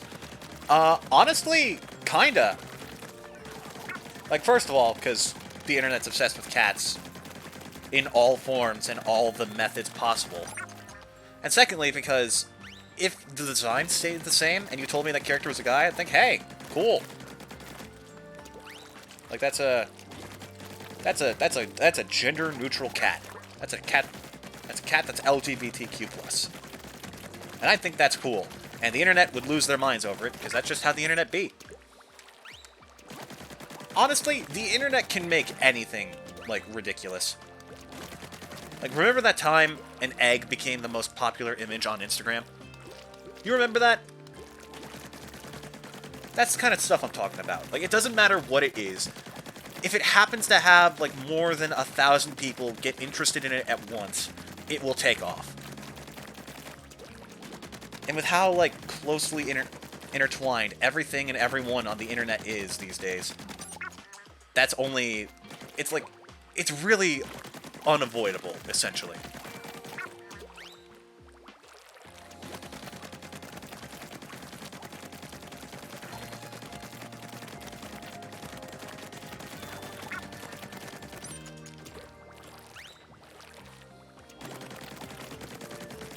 final boss of Triforce Heroes. Well, see, that would require someone to bother finishing Triforce Heroes. Oh, God. God, that game exists. I totally forgot about that game. I finished it. I played through the whole thing. With the incredibly crappy online mode, which to my knowledge, is just full of trolls.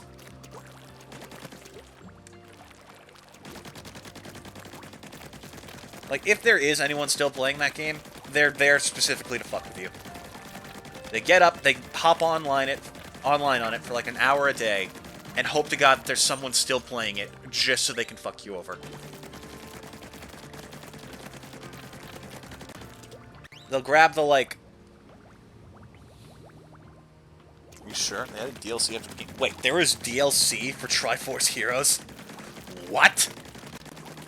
Oh my god. But yeah, I remember, like, playing that game still in, like, 2018. Not that long after it released, but long enough where it was dead.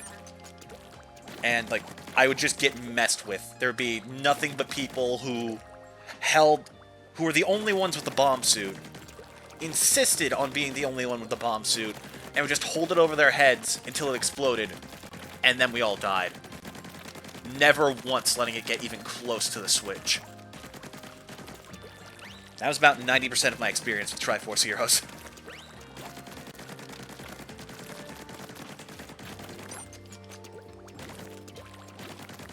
Like, not necessarily the bomb, but you get the point.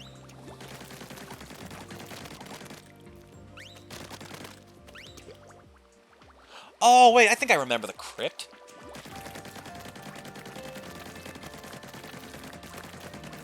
That's right.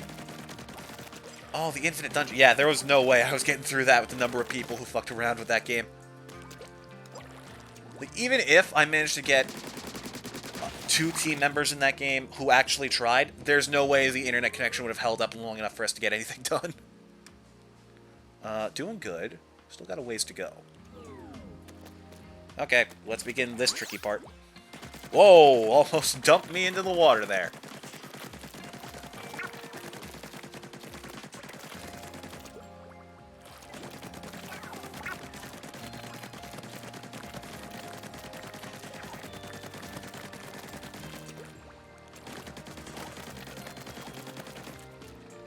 Okay, is it even possible to get over there without, like... Hold on. Okay, you know, maybe I should have pressed jump. I mean, I did. Just didn't work. Thank goodness dying doesn't, like, reset your inked area. If it had, I would be pissed.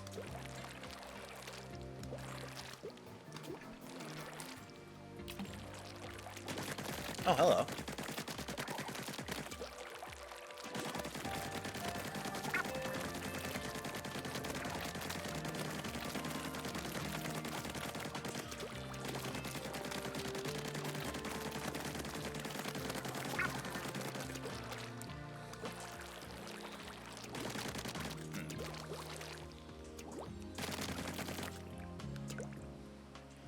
Good luck beating the Crypt's final boss using single player. Fair.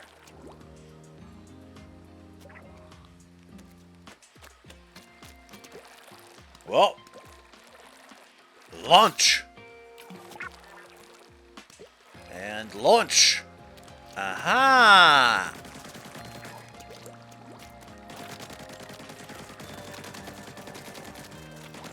Okay, oddly enough, that jump doesn't look like one I can make, but I'm going to try.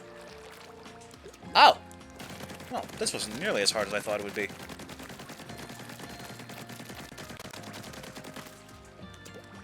Alright, send it. Let's see, where do we go next? Over here? Yep, here's some stuff we haven't inked.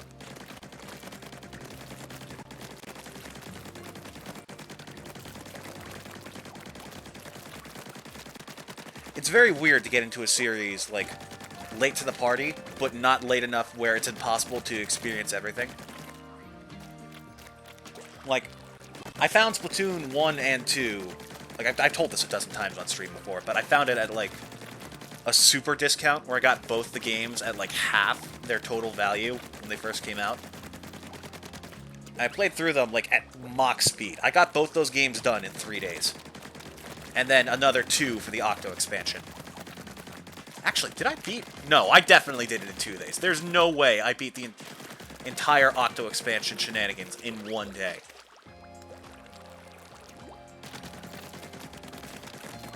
But yeah, like, I got whiplash from experiencing the series at such a fast pace. And yet, honestly, it was kind of fun. Because, like, it was just an endless amount of content of something that I immediately enjoyed.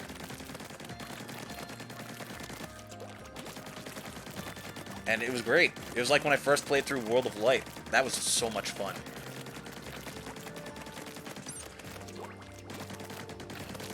I don't think I ever will play Smash on the channel. I get dangerously addicted to that, and it is not good for me.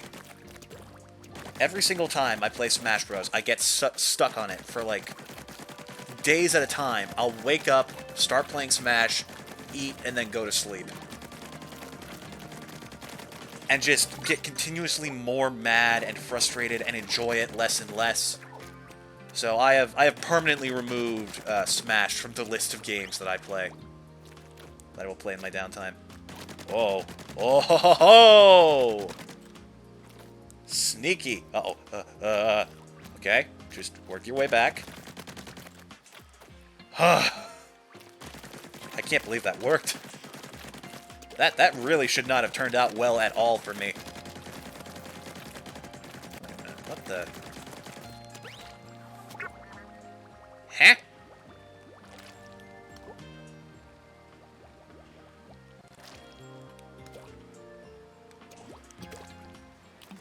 Oh, is it supposed to be like a shortcut across? That's kind of cool. Well, I messed it up. Okay, where have we not inked? There. That's a spot.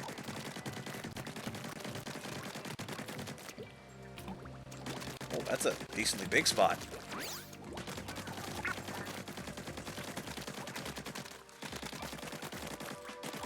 I find it... Oh, I was about to say I find it hilarious that with the way this game's designed, you could theoretically skip the second boss, but actually you can't, because you need stuff that you get from the bosses to reach the final level. So, showed me how smart I am, huh? Yeah, dumbass.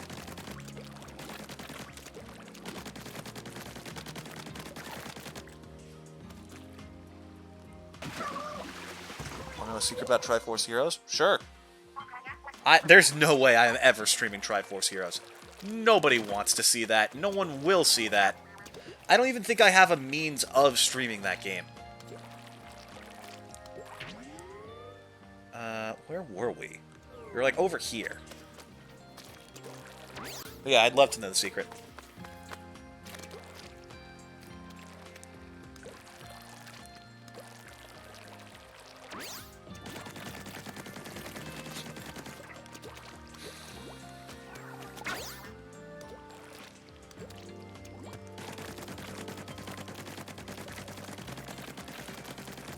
Your pajamas? Yeah. Those are like the clothes you get at the start of the game. Okay, for those of you who might see this VOD, because goodness knows this game has been forgotten by time and will probably never be seen again. The way Triforce Heroes works is its whole gimmick was clothing. And you wore different outfits to get different powers, but you could only wear one outfit per level.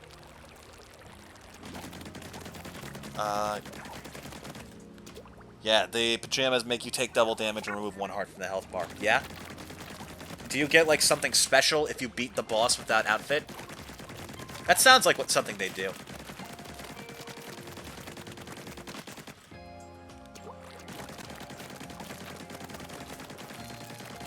There's a secret. Yeah, go on.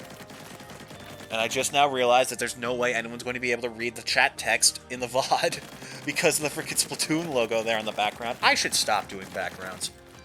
Like, it's a lot of extra work, and it doesn't even look that good.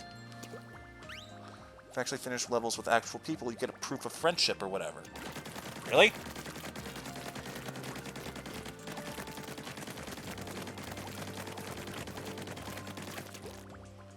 Does it do anything?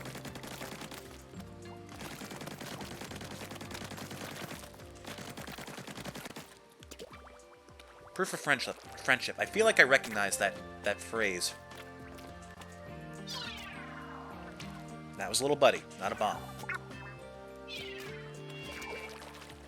Oh. I don't think I could have done that more perfect if I tried.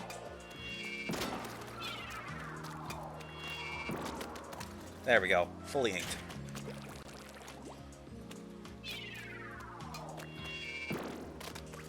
Oh, wow. I think that just got it all. Oh, nope. There's a spot on the back right. There we go.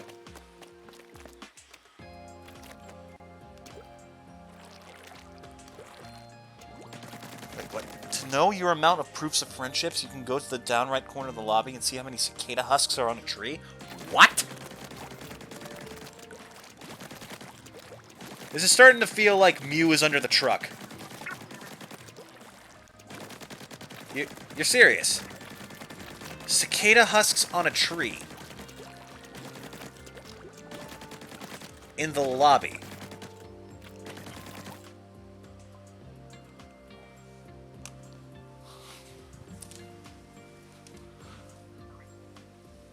If you have more than 30 proofs of friendship, the pajamas start to glow, and when you wear them, you still take double damage and lose 1 heart in your health bar, but you become more lucky than with a jester costume. So basically half the time you don't get hit. This is some of the most obscure things I think I've ever heard. And you... How did you find out about this? Did you look it up? Did you do it yourself?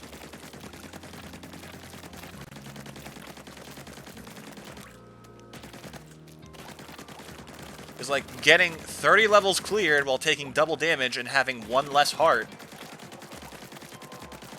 I can't imagine that's easy.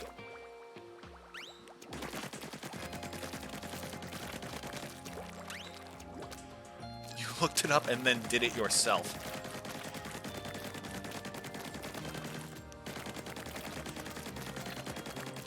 Yeah, that makes more sense. Oh my god. But then, okay, someone had to have discovered that. Oh, finish 30 levels with actual peep. Okay, that makes way more sense.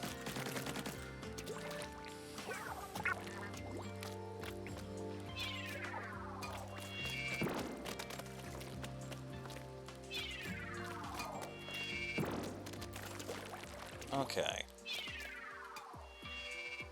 That is interesting. The challenge to get... Yeah, play the game the way it is intended to, and you eventually unlock them. The challenge to get a potentially broken piece of gear is to play the game with real human beings. My goodness. Well, see, Nintendo, if you use an operating software that didn't run off of Windows Vista, you might actually get a decent online following. No! Fuck. Okay, we're gonna have to do that carefully.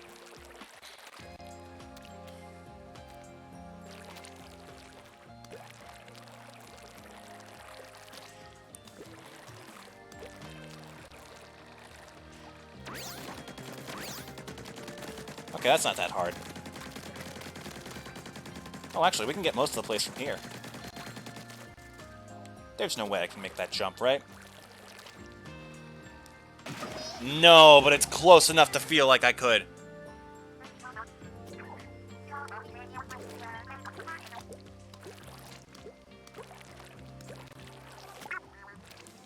Now, where was it? Was it here? Was it this one? Let me try that again. Ah! You can make that jump! Definitely didn't look like it. Yeah, I think we've now gotten everything here. Nice. Okay. We'll head to World 4, and then we'll read some Sunken Scrolls. Sunken Scrolls used to be the only way you could get, like, the secret lore stuff. But now they have the Alternalogs just for completing levels. Which area is this? This is 4. You know what? Let's get a bird's eye view, just in case I miss something.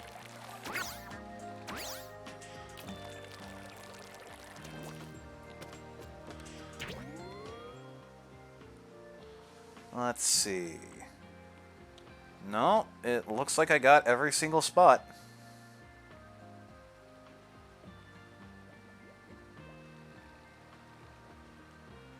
Yeah.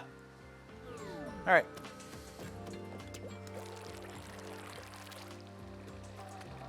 Oh.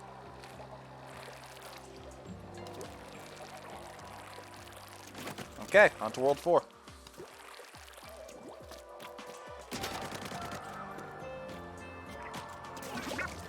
Another thing, the suit's money costs literally don't matter after World 4, because you can just unlock the rich guy suit and run inside the lobby, destroying all the bushes that are in one perfect line to get free rupees.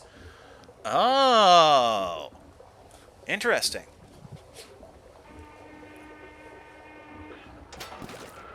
Alright, let's read some Sunken Scrolls.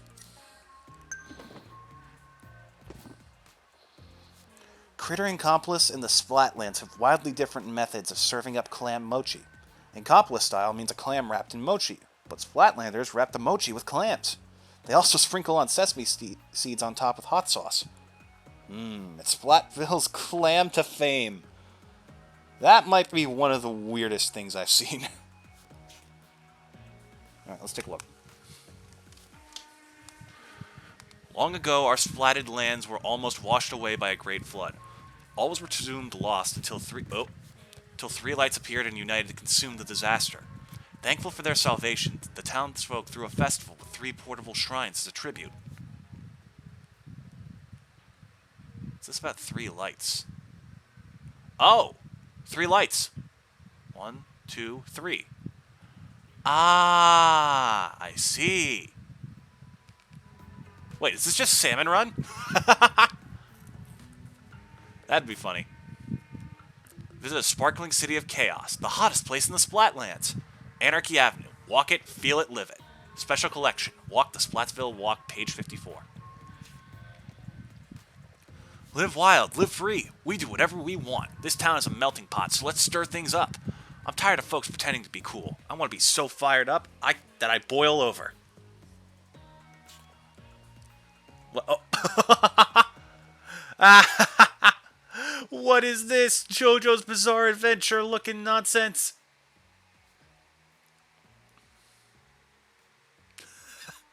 And there's the regular Octarian just sitting there.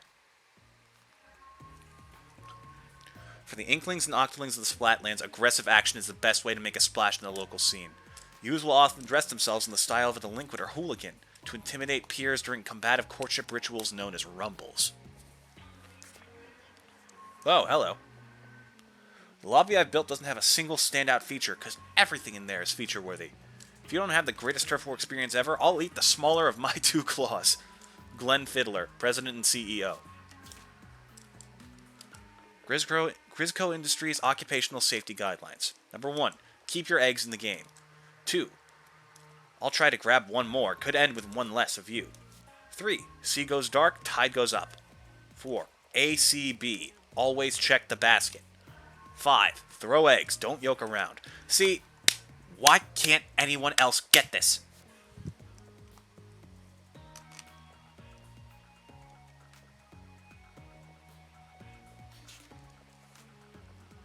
Oh! Their little buddy. Look at him. You got the tooth. Salmonids mature by returning to the waters where they were spawned. Sometimes, in very rare cases, the young salmonid will stray too far from their original school during a run and become lost. Their wandering quest to return home can lead to prolonged starvation and an insatiable appetite. Oh, so that's what little buddy's up to. Oh. Splatville's rowdiest, loudiest trio is hijacking the airwaves. Clean out those ears and open those eyes wide for your hometown hype squad. Deep cut. Tune in and catch them, if you can. Whoa, hello. Look at this. Look at this old school Okami looking scroll. A hungry blade, a sharp grin in a wild warrior's hand. It bites just once. A flash, a slash, a sudden shudder. Shredded remains sink down, down, down like falling snow. A fleeting flurry, brief as life itself, wraps around my open parasol. Cool. Yeah.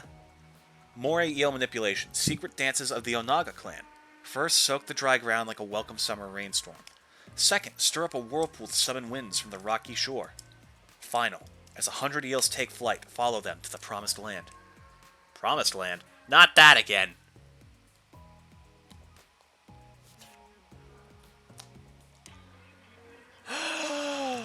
Look at him! He's a distinguished gentleman!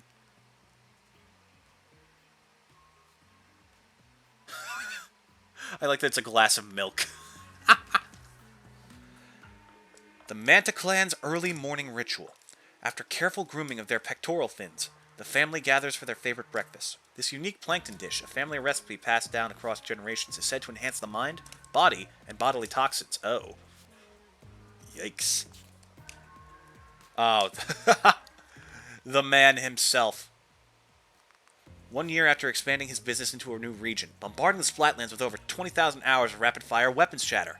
His steel scopes are aimed at a new horizon. What's next for the so-called Arsenal Ambassador?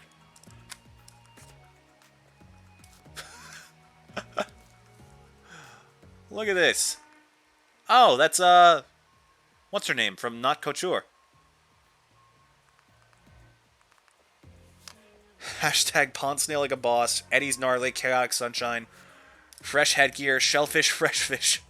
Master of merchants. Nautilus introspection. Got that golden ratio. Gotta get out of your cell.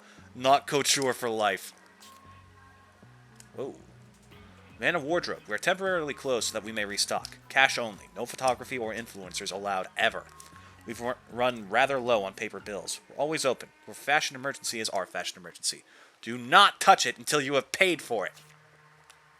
Oh. It's Coco. As they grow, crustaceans such as the coconut crab frequently shed their shells to allow for further growth. Because strong sunlight encourages their shedding behavior, this may explain why Splatlands crustaceans often grow to be far larger than their counterparts in other regions. I see. What is this? Yo, Barry C here, Hotlantis' hottest only owner. I got a split for a bit to stock up on stock. Wait a minute. But it's all good. Harmony, yep, from Chirpy Chips is filling in. And she knows this shop way, way better than me. So business, that's going to keep right on booming. Barry C. Who is this?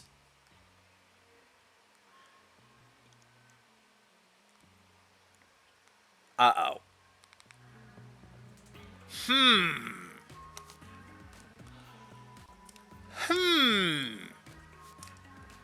Well, I might have a guess as to what's going to happen in the DLC if they do another expansion. Oh boy. Frying out here in Scorch Gorge in more ways than one. Sweaty Shell biking trip. Oh. Oh, is that Krusty Sean? Cool. Letter of appointment. Employment. New Squidbeak HQ First Platoon. Promoted captain with emoluments of pay grade 33. Craig Cuttlefish. Oh my god, Agent 3 is finally getting paid!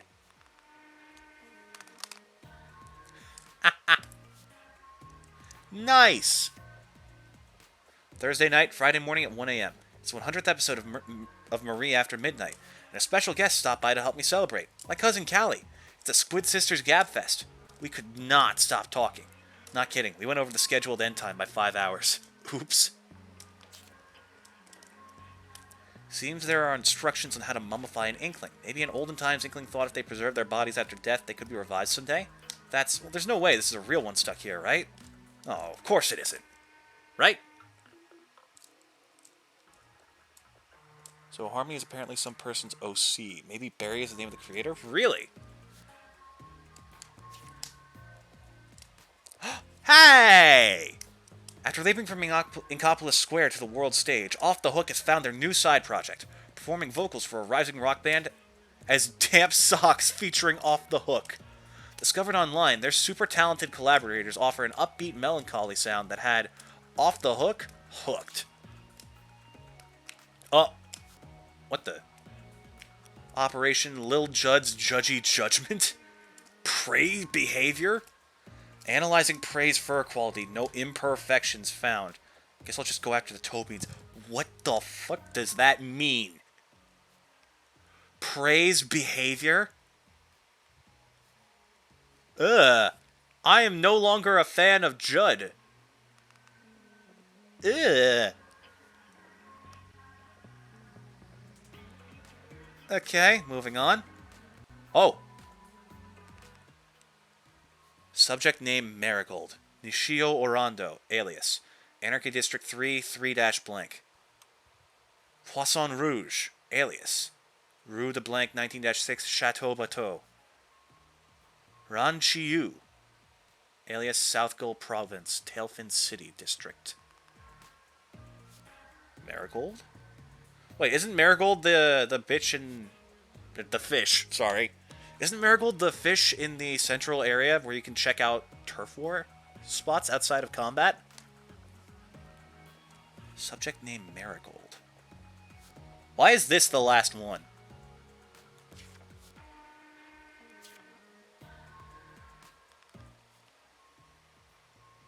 One, two, three. What the heck is going on here? Splatoon, what direction are you going? This series is starting to scare me, man. Why do I feel this is related to the idols? Could it be?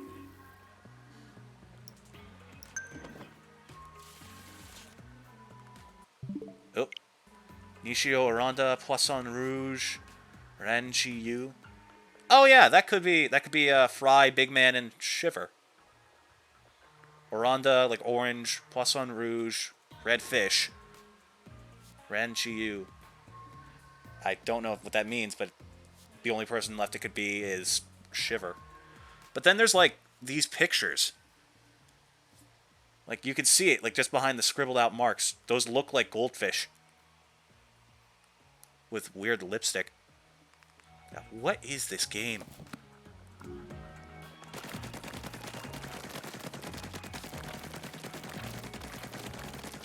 Alright, well, that's above my pay grade, which is 0, so definitely above my pay grade.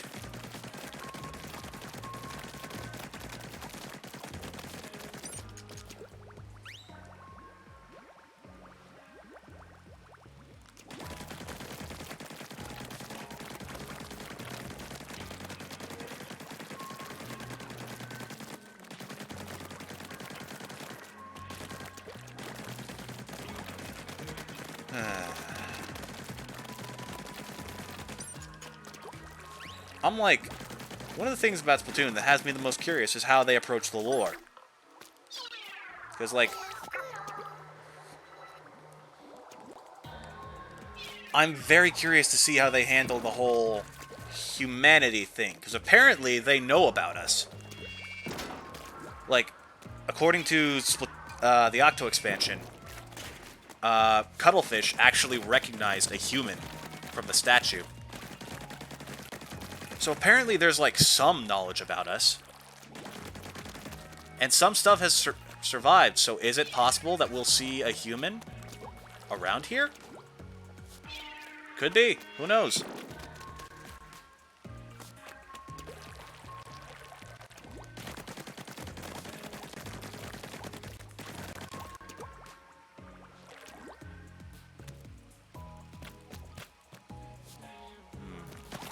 Can we ink any of this? Nope.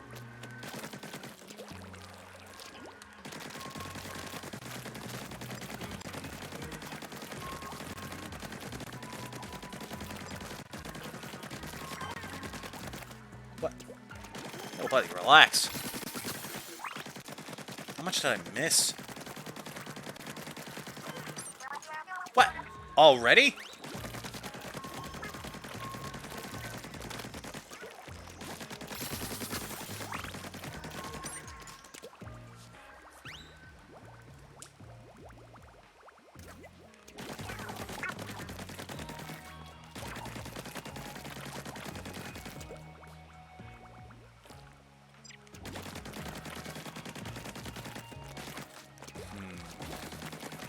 Imposter Link? Some people we play with on your friends list. It's not even an option in the game. Proofs of friendship are used to make some suits. So he can give you these proofs of friendship things if you don't have internet connection.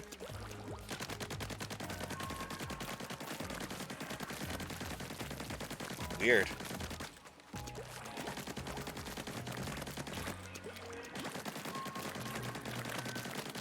Oh yeah, that game's probably going to deactivate once they take down 3DS for good. Damn. Oh, this will help. Well, a little bit late to the party, but appreciated nonetheless.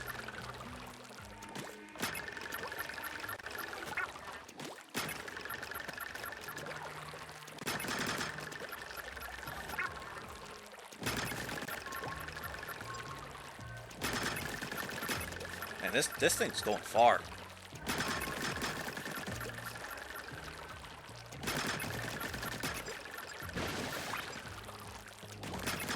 Where are you going, little dude? Not to the gusher.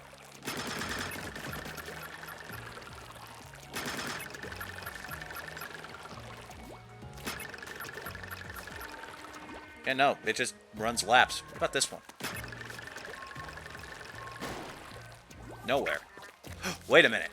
Is it like the perfect penmanship level? Hold up, we need to find like a bird's eye view thing like this.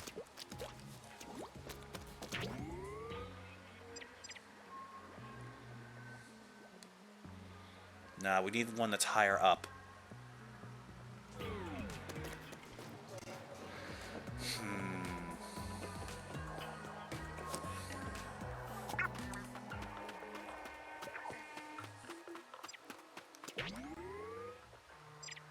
Doesn't look like it really did anything. It just sort of traced an edge around the island. Alright. Well, back to the start.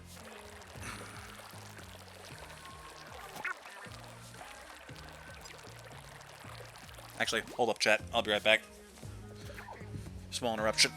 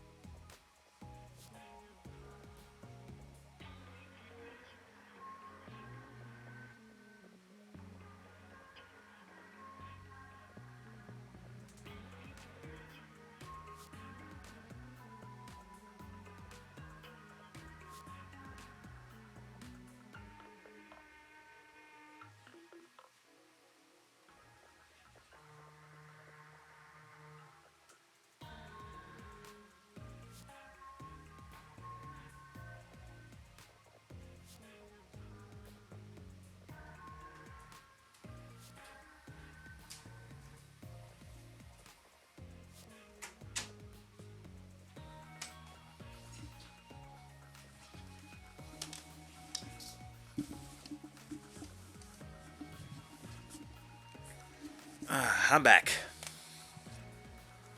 Okay. So, here's the question. Where is the series going next? Like, story-wise and content-wise, what is Splatoon going to do after this? Because I feel like there's not that many other options for weapons. Like, they were kind of pushing it. Where'd he go? I feel like the concept of the Splatana was already starting to push it for weapons, so what are they going to do next for the PvP?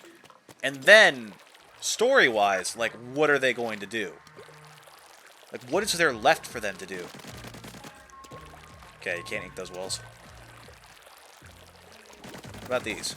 Oh, you can ink the shipping containers.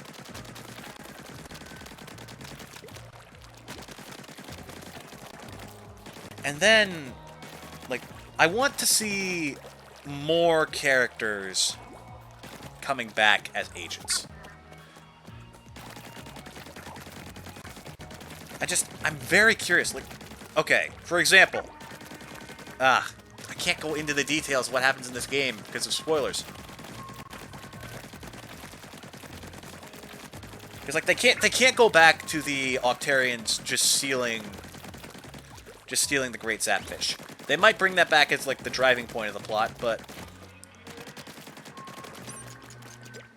what I want to know is, will this thing? What are they going to do?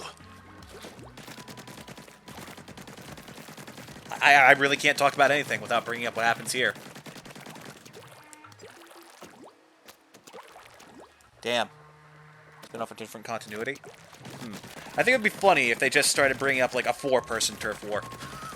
And it just keeps going up with every new game. Like a 4-player turf war. Not 4-player, 4-team.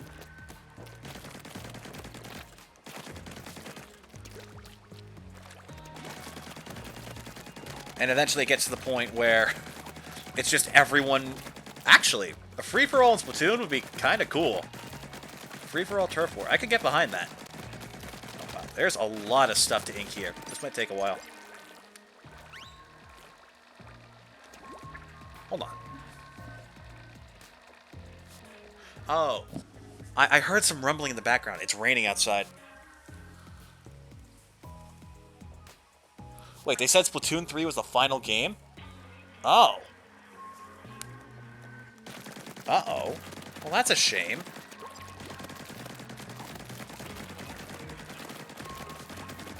I don't know. I don't buy that. Like, even if the creators are no longer interested and don't have any more ideas for it, this game's too much of a money magnet for them to just let it go. What the...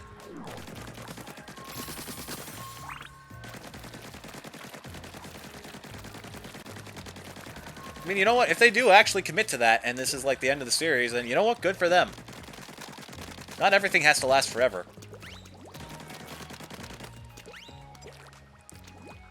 Sometimes we'd much rather it does, but things gotta end eventually. Again? I don't even know where you are. There you are.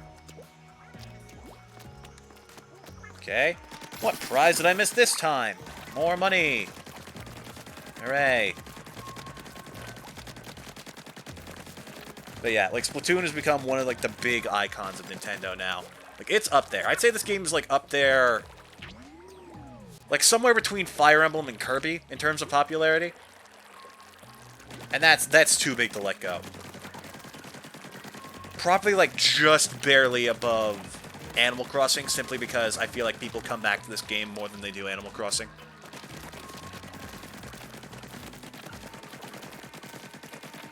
So, maybe I'm just guessing.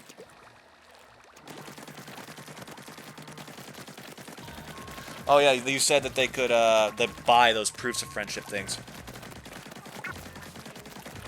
Which, like, is kind of cool. I kind of like that. I think it's literally just convenience. Like, more games need to think about, like, convenience over challenge. That's one of my biggest hang-ups on game difficulty. Is like, there is games that are difficult, which is good. I like a game that is difficult, and that is where the base aspect of the gameplay, combat, puzzle solving, exploration, crafting stuff like that. Actually, no, crafting stuff would not be difficulty. I'll get into that in a sec. Things that require active response from the player to overcome, that's difficulty. And high difficulty is good. Tedium is challenged to do things that are done passively by the player. For example, the Dark Souls series are fantastic games in terms of difficulty. They are also immensely tedious in, like, having to redo the same area again and again to get to a boss. Like, I love the combat in Dark Souls style games. They're amazing. They're basically perfect. Bloodborne's combat is almost perfect. I would personally prefer, like, a counter mechanic, but even then, that's just personal preference at that point. My God, it is tedious. All the stuff that I have to do that isn't fun and I don't enjoy is so mind-numbingly awful. Like, going through the area I already cleared to get to the boss that I want to fight and need to fight in order to progress. All the while, the muscle memory I developed for that boss's attacks are slowly fading. Can I ink this part? And then, like, Bloodborne is a particularly bad offender as far as Dark Souls is concerned, because in most Dark Souls games, you have your healing item, and that regenerates upon death, or, like, reaching a checkpoint. In Bloodborne, they are purchasable items that you run out of and need to restock on frequently. And the problem with that is the way Souls games combat and system works is you lose all the stuff you need to get to buy items with upon death. And if you're somewhere that you had to use, like, if you're like in a boss room and you lose your money, you're just fucked. There's nothing you can do.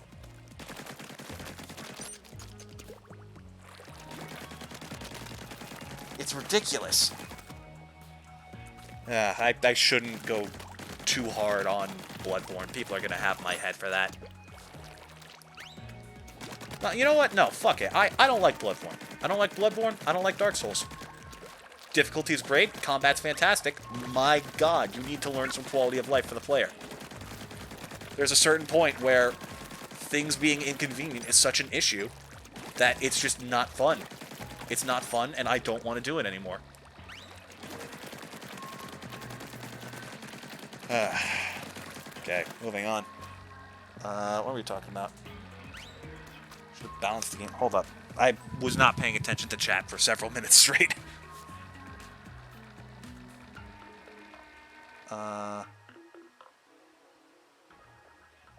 They should have balanced the game more. Made OP strategy you can do in between worlds. Basically, there's dual mode where you can get unique materials. It's in the 7th world, these 3. You mean Triforce Heroes?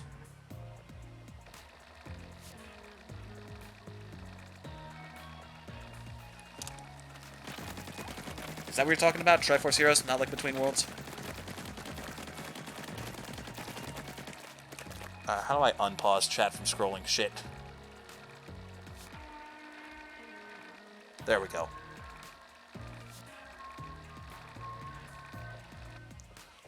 Triforce Heroes, right. So using this stone statue thing makes you invincible. Yeah, I could definitely see that being a problem in PvP.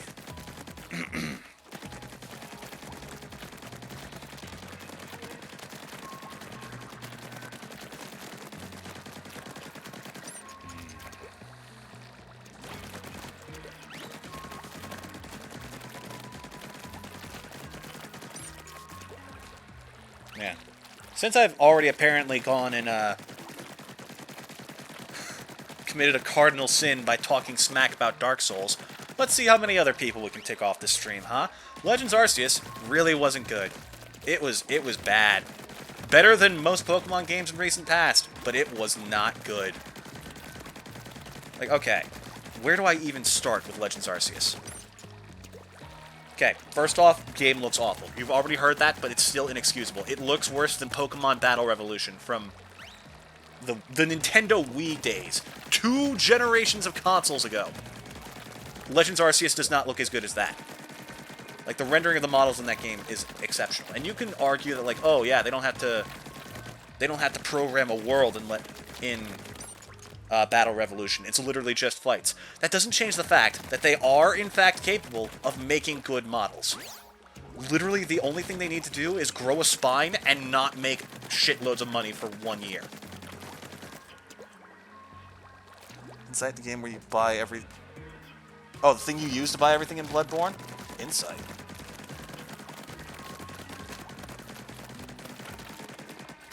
I didn't know that's what it does, because the game doesn't feel like it needs to explain crap. Another problem I have with Dark Souls games, but go on. Cliffs you could put in Chalice Dungeons. Oh yeah, there's like a special code that generates... It generates a guy inside of a trap that gives you, like, millions of echoes. And using that, you can farm, like, almost infinite amounts. Yeah, that's it. Yeah, I think you might be thinking of Blood Echoes. That's what they call the currency in that game.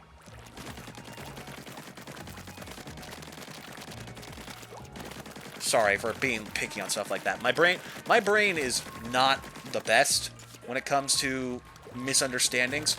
Like, it gets very locked into specific terms. And hearing something other than that terms, like, basically derails my entire thought process. But I shouldn't just try and start stuff and then just completely forget it. So, Legends Arceus. So fundamentally flawed. We talked about how bad it looks. Soundtrack is not the worst, but it is nowhere near as good as the Gen 5 soundtrack, even though it absolutely could be if they just bothered to put in the effort. What else? Characters. So forgettable. Like, Volo, literally everyone in that game, the only reason anyone in that game is memorable is because they're based on someone else who has a more powerful pull of nostalgia from your childhood. Volo and Benny are like the two characters people remember the most, alongside Ingo, because he's already a character in another Pokemon game. Adaman is like the closest thing to having an actual character. And Volo is literally just Cynthia, but a dude. And then, like, everyone else is so boring.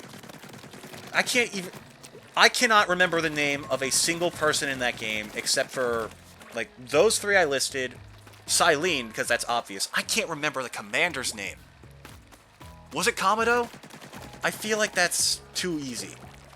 Commander Komodo. But I cannot tell you the name of anyone else in that game. So painfully forgettable. World, ridiculously empty. The only interesting thing in Legends Arceus' world is the Snow Point Temple. Like, that's it. That's all you've got. The only other thing that has interest is the bosses, which you don't even actually fight on the map. You have to get taken to a special area to challenge them. By the way, speaking of getting taken places, what the hell are the animations in Legends Arceus? In every single scene, instead of bothering to animate the character to do literally anything, they just flash a black screen and say that it happens behind that black screen. It's like you're being forced to blink. It's ridiculous. And we let them get away with this shit.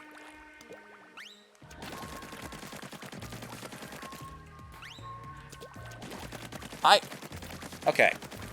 I like Volo because of one line he says. Feel the eldritch presence creep into your heart. That I find interesting. But no, beyond that, I find no intrigue in Volo whatsoever.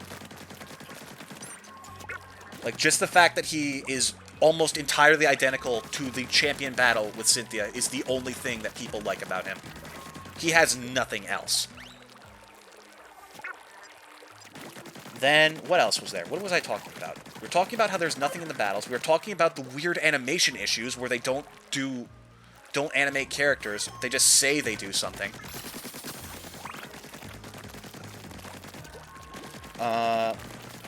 Okay, here's one. The loading screens, in general, are ridiculous.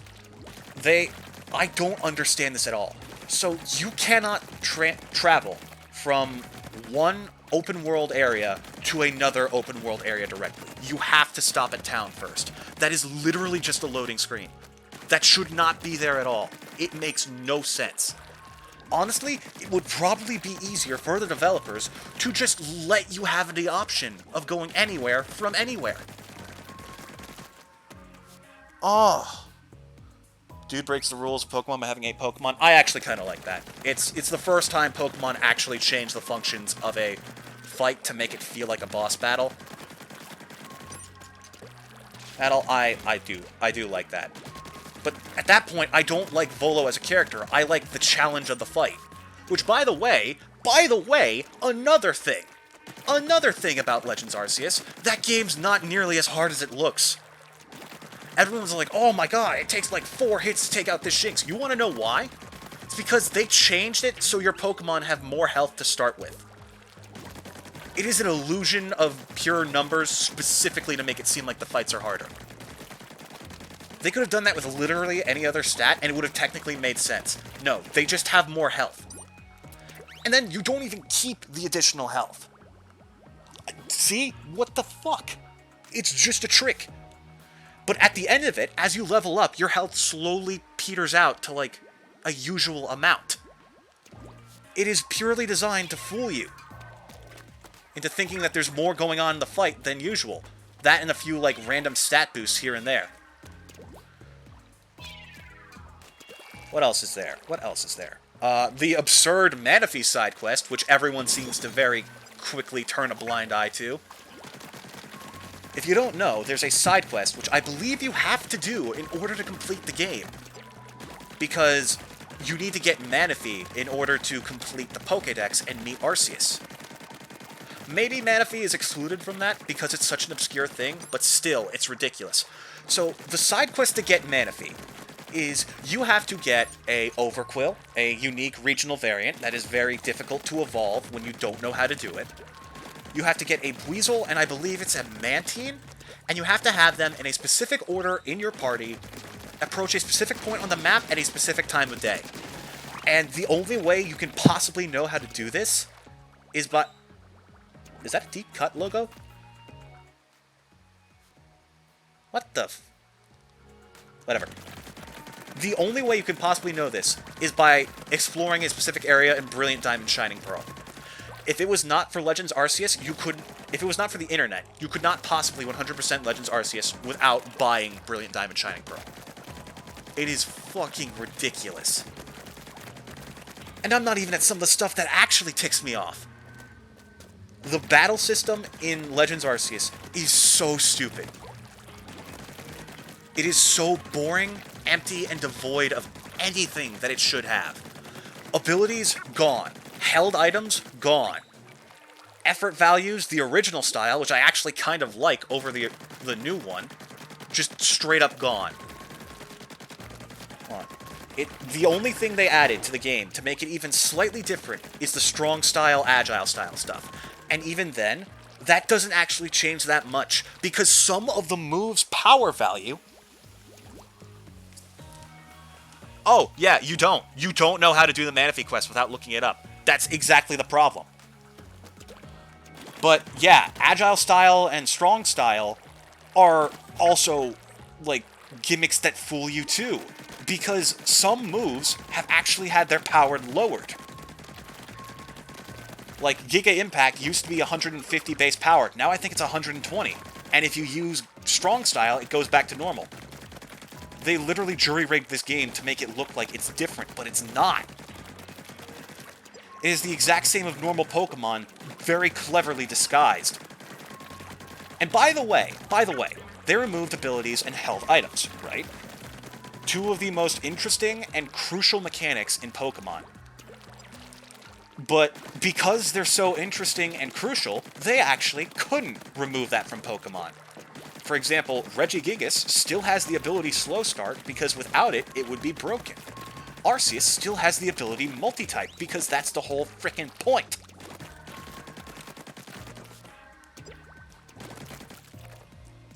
You'll get hit by attacks which lowers your health. You can legit stand in front of your Pokemon in battles and won't do shit. Does it? I don't think it does. I think it has no impact whatsoever. I'm pretty sure it does. That feels like something we would have noticed by now. That the world would have taken note of that already. I think it's just funny.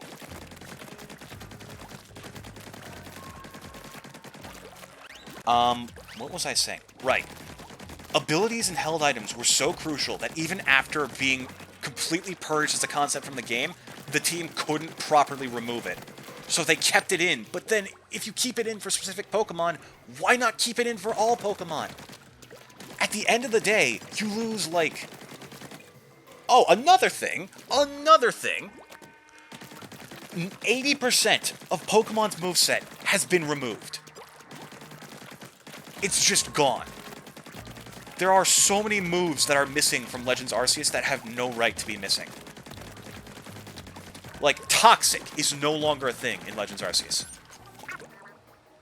That feels like it would fit so well with the concept of strong style and agile style.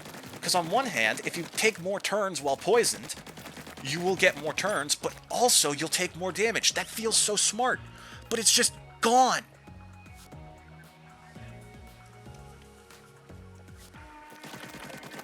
If you get hit with flamethrower during battle and it won't knock you out, that I don't have any gripes with. That's more a thing of like whether or not you're going to drive the player insane by happening to wander in front of a hitbox.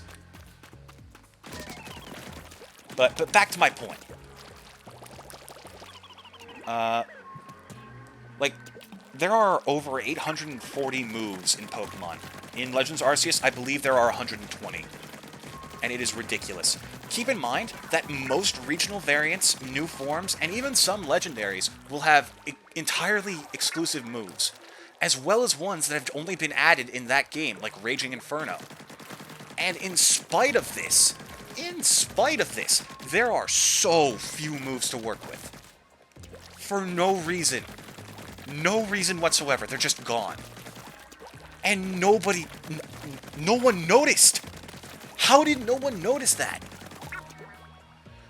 The game is glitchy as hell, too. How do people look at Legends Arceus and say this game is good? Oh. There's so much wrong with that game. Like, okay, here's another one that I bet you don't even know about because you never did it. They removed trading as a necessity for a lot of evolutions with an item called the linking cable, and I love that. That's a fantastic thing to do. It's been a stupid thing in Pokemon to not be able to get the trade evolutions for certain in some cases. And I think that having an item that does it is absolutely an amazing idea. Do you want to know why they did it?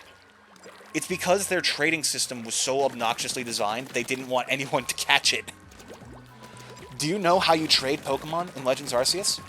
The way it works is you have to contact a friend on some platform, right? Like Discord or, I don't know, Skype. Does anyone still use Skype? I don't think they do. But, in any case, you have to contact a friend, and you together have to decide a code ahead of time. Then you both have to go to this trading outpost and send out the exact same code at the exact same time, and then hope that it works. I only recently found this out myself because a friend is trying to complete the Pokedex in their off time. Because, you know, they're curious. It's their first Pokemon game. And they asked if I had a Clefairy and a large Buizel for one of the side quests. I only found out about how ridiculously bad that trading system is because I tried to help them. And I am confident that the only reason they allowed that, like, link cable thing, is so as few people would notice their shitty trading system as possible. It is so bad. Also, there is no PvP. Like, they have a special arena where you do special fights with unique challenges, but they don't let you fight other players. I'm not saying connect the whole strong style, agile style thing to, like, Sword and Shield. I can absolutely see that being a problem with balancing. But you could, at the very least, create an interaction. You already have trading. You already have trading and the ability to connect with a player online. Why do you not allow us to get into Pokemon battles with each other? I don't understand it. There's so much about that game that makes no sense and actively worsens the experience that should never have been there in the first place. And, like, people are comparing Legends Arceus to Breath of the Wild. Unironically, they think that those games are comparable in quality. No way in hell. First of all, Breath of the Wild was finished. Second of all, Breath of the Wild is fun. Oh. First mount is broken too. Exactly. You can just Skyrim horse your way up ledges. How did they release that game? Okay. Legends Arceus feels like it was so good on paper, and there are parts of that game that are great. Like, the speed at which the base gameplay operates now, I love it. I love being able to just toss a Pokeball at Pokemon and just go on with my day. It's the coolest thing ever. But then everything else in the game is so miserable. It's not good.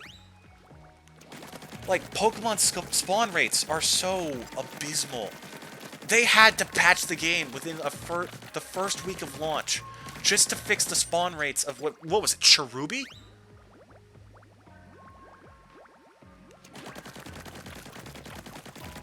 I think it was Cherubi, right? Cherubi and Cherrim, they had to fix the spawn rates for those things because it was so obnoxious. Oh. And then, like, what feels like what happened is that they were going to release Legends Arceus purely to get fans to shut up about the games not changing. And then they were going to, like, hype up Brilliant Diamond and Shining Pearl and, like, try and sneak by making games the exact same way they always did. But then everyone hated Brilliant Diamond and Shining Pearl when it came out. So instead of switching their strategy to hype up Legends Arceus and make it better, they said, no, we want to keep making games that are bad and unfinished. So we're going to break this game's legs and make it as bad as possible in the 3 months we have left before its release. That's what it feels like when they made Legends Arceus. Ah.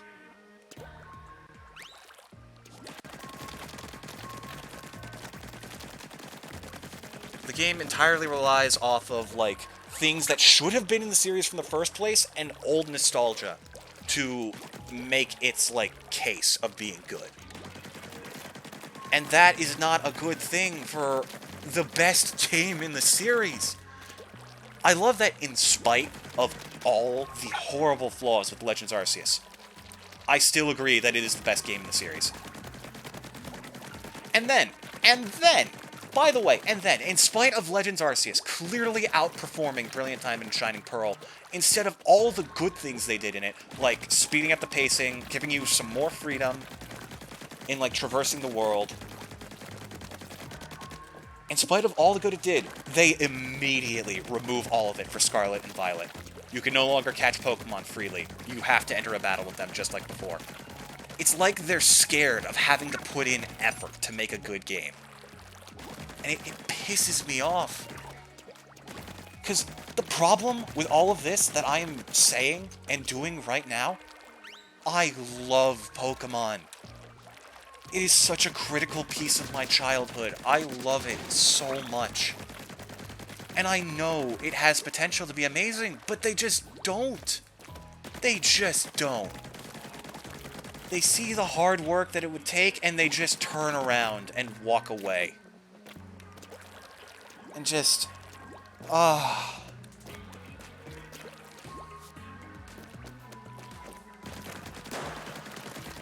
Like, okay, I do like some of the regional forms in Legends Arceus. I like Hisuian Gudra. I like Hisuian Lilligant. I like Hisuian Braviary. The only Hisuian form I don't think I like is Sneasler. Like, Hisuian Quillfish is fun. Hisuian Zorua is a fantastic design and typing. I love that thing. One of the best Pokemon designs they've done in years, in my opinion. But... they just cut corners. That's what Pokemon does. They cut corners so they can make their stupid time limit that they set themselves. They are entirely choosing to put themselves under the pressure to release games under, like, a semi-yearly deadline. They could very easily just delay a game by a year, make it so much better, and I don't think anyone would mind. I can go for more than a year without a new Pokemon game. I could go like 3 or 4 years without a new Pokemon game if they just finish it. Release a remake of X and Y. Honestly, I would not be surprised if they did that, simply because Black and White 2 is already a thing. Did I miss any? Did I miss anything? I missed some of this. We should be almost done with World 4.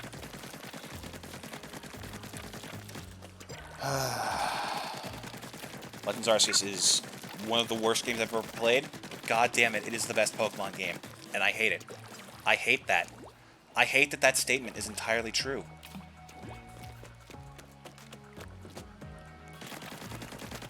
There's no exaggeration, no irony. I mean that 100%.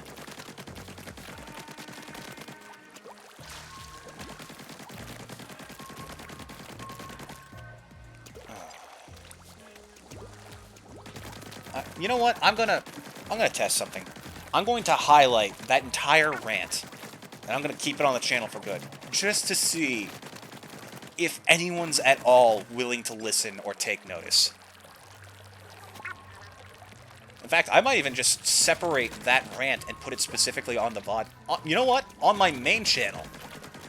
Like, I don't have editing software, so I can't make proper videos. I might just highlight that entire rant and put... Dynamax is absolutely gone. Dynamax wasn't even... Dynamax is one of the stupidest things they've done so far. It is both their previous ideas at the same time. It is nothing new. It is the concept of one single high-powered move per type with some exclusive ones, which, by the way, don't even get unique animations except for, like, 5. There is... And then there's the concept of a Pokemon changing its type and getting a new form, temporarily in battle, which is just Mega Evolution. Like, why did they ditch Mega Evolutions? Those were so good and so fun.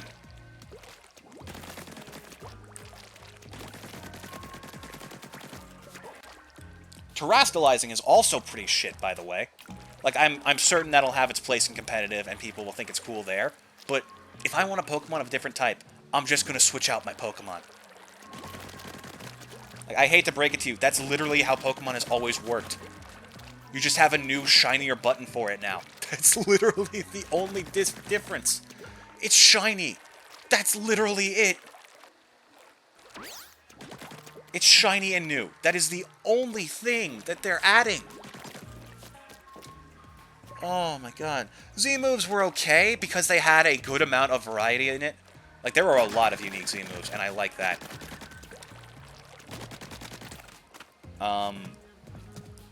Also, the thing that I like about Z-moves is that it differs from Mega Evolution in that all Pokemon can do it, and I think that's clever.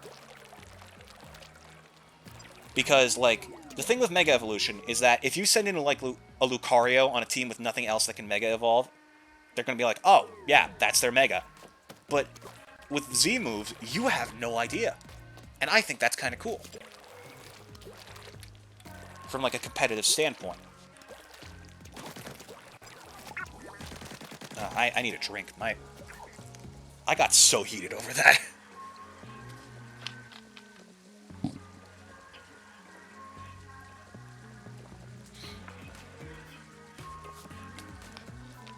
Yeah, Sun and Moon was the last time I genuinely enjoyed Pokemon. Hold on a sec. I'm feeling all stuffy. Ah, much better. Zoroark can Mega? I don't think Zoroark can Mega. There's Zeraora, which also doesn't have a Mega form. But no, I'm almost certain there's no Mega Zoroark. I'm pretty sure we got everything here. So yeah, on to World 5. Are we really going to do the entire game in one stream? I'm shocked. I thought this would take, like, 2 or 3.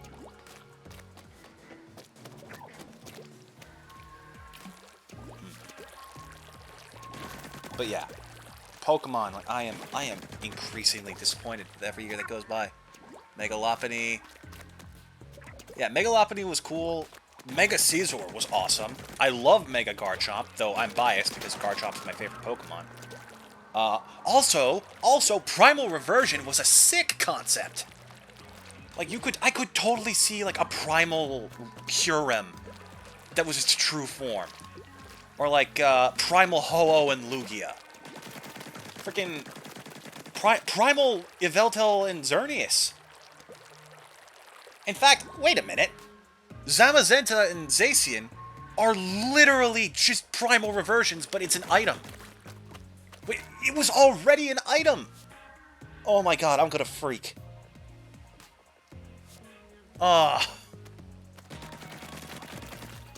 This is ridiculous.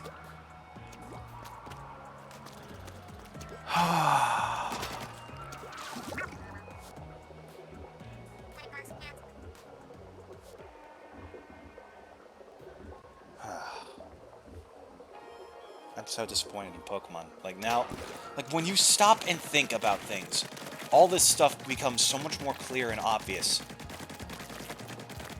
And it's just, I feel like if the entire community could do that for a full 10 minutes, we would come down on the company with hellfire and fury, the likes of which they'd never seen.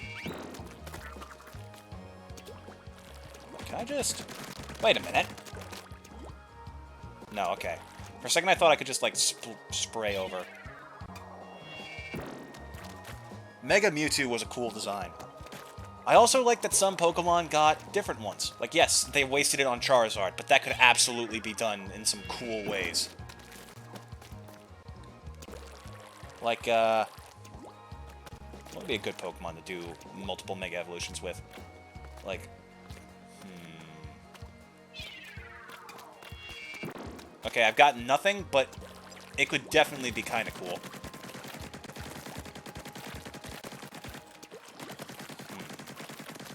Yeah, I have no idea. Now, let's think. What else can we complain about?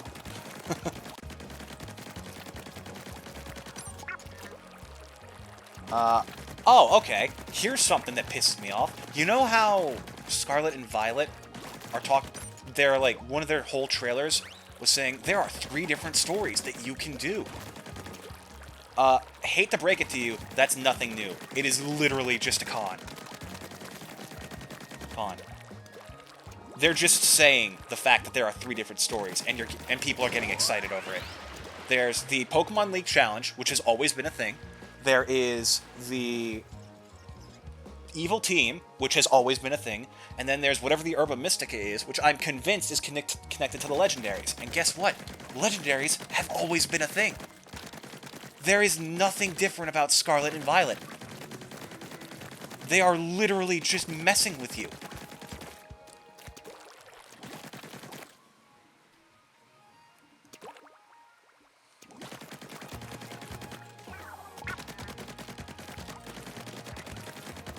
Why it looks like a rip-off Mew?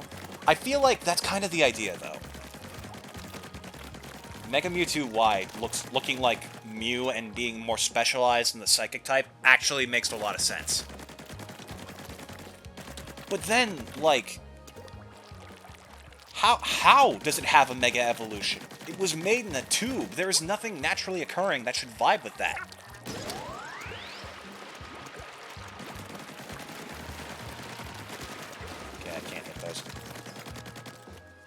Oh, this place is big.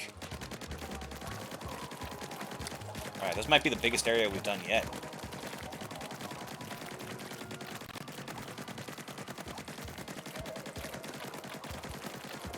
Yeah, like I said, I'm definitely doing this as a separate video on the main channel. Hello! The idea of this video is that we're doing Splatoon 3, but it's Power Wash Simulator. We cover every inch of territory with ink. But that's not what you're here for. Yeah, Legends Arceus. God.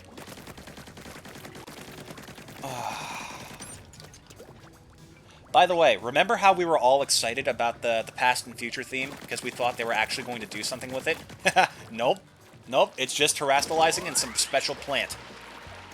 That's all we got as far as storytelling goes. There's no other mechanic about, like, past and future forms. You wish there was, but there wasn't. No, why would they actually do something cool and clever that coincides with the game's main theme? Nah, it's just Pokemon, but boring. Which is kind of just Pokemon these days.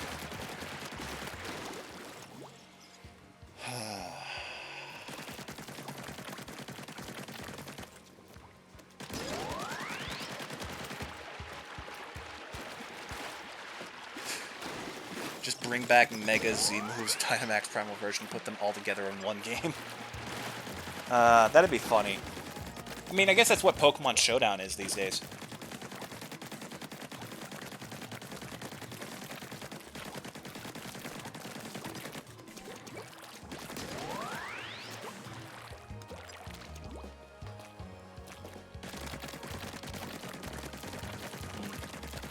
I hate the fact that Pokemon Showdown is the only way in which we can get a genuine competitive invested game. It's like, that's... it's so dumb. It's so dumb that... I also think the Pokemon Company is actively against that game's existence. For no reason other than they haven't done it, and they're not going to do it.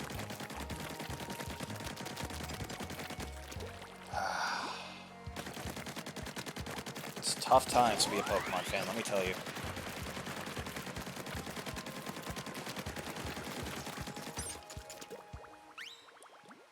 Character doesn't have long enough arms to wear all those bracelets. Yeah, wait, didn't they show, like, Ash having all the bracelets for all the stuff? Wait a minute. So the series still acknowledges that's a thing. The series still has that in its back pocket. There are still characters capable of Mega Evolving. Like, Cynthia has a Mega Garchomp now, according to the anime. That's a thing. Right? Did I hear about that right? I heard something about Cynthia's Garchomp and her lipstick being something, but...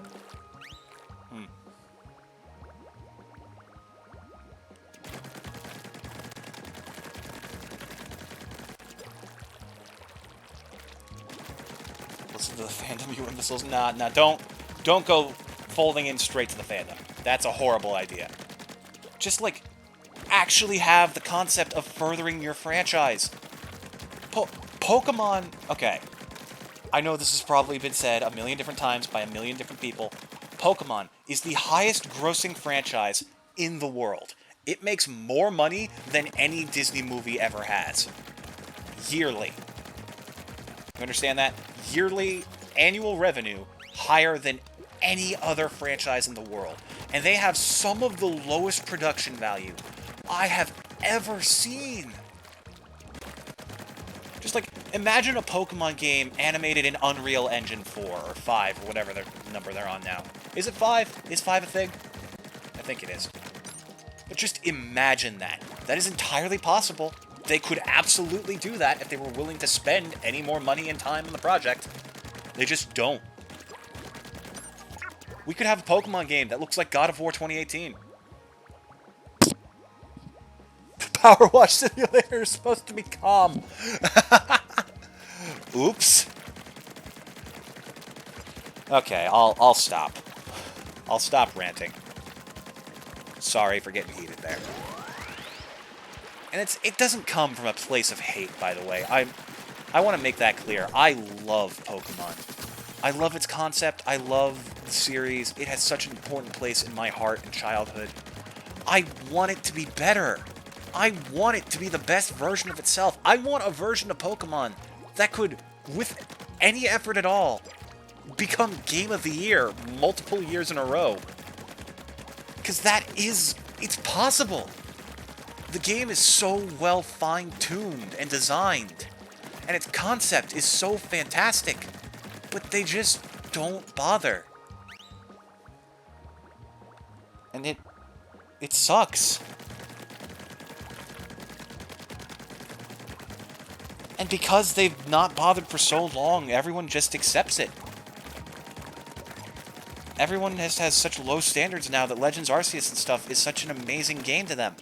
And to be fair, compared to a lot of Pokemon games, Legends Arceus is amazing.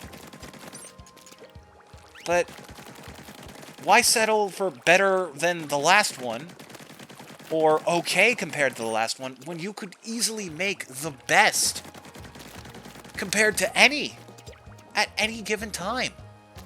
They are definitely capable of that. I believe in Pokemon.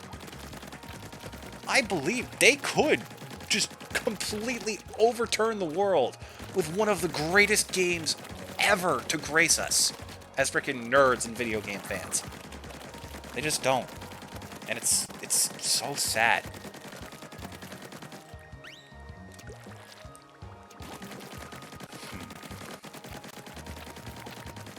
Okay, that, for real, that's the last we're talking about Pokemon.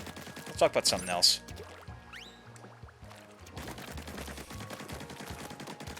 So here's why Super Mario Odyssey sucks. No, I'm kidding. I'm kidding. Odyssey is great. But Kanto one... Oh my god, you've been freaking spewing some cool-ass ideas. Go to Kanto, find Lily and her mom. Yo, okay. Why on earth? They were willing to do this in Sun and Moon, where Lusamine fused with Nihilego. Why? Giratina is a ghost type. That thing could have very easily fused or, like, possessed Volo. We could have gotten a one-winged angel for Volo. And, like, that scene where it comes out of the vortex and the one wing appears. I actually thought that was what was going to happen for a moment. Ultra Beasts are a thing. Sorry, I'm sorry. I've said like 6 times we're going to stop talking about Pokemon. But, yeah, we're actually moving on now. Mario Odyssey is fantastic. That game's amazing. Like, the precision and freedom of movement in that game, flawless. Do I wish that Mario would eventually move on from the whole saving Peach thing and actually do something different for once in their, like, 35 years of Mario being around? Yeah, I really do wish they changed things up. But I can kind of... No, you know what? No, I can't let that slide. They can absolutely move on. They can absolutely do something, like, new, creative, and wacky with Mario that would throw a bunch of people off. Because, like, here's the thing. Here's the thing. If at any point for a franchise you say, it gets away with this because it's this franchise, you are wrong. You are absolutely wrong. Just because something has always had a negative aspect does not mean it should stay that negative aspect. Change can happen to any series, and honestly, it's usually for the better when they try. So long as they don't, like, throw away everything good they have and actually put in the effort to make something new and fresh, they'll do well. Unless it happens to be Sonic Boom, in which case... Oh my god, I almost forgot about Sonic Boom. That game really did happen, huh? It felt like such a fever dream.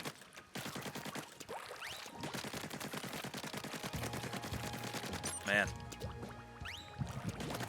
The problem with Sonic Boom is that, and a lot of Sonic games in general, is that they have the problem of continuously rushing.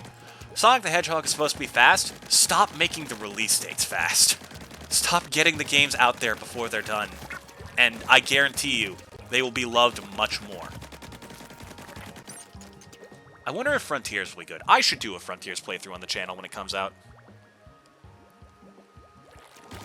Nope, stop, chat. We're done. We're moving on from Pokemon. I have been negative and hurt my voice enough this stream, yelling at Pokemon.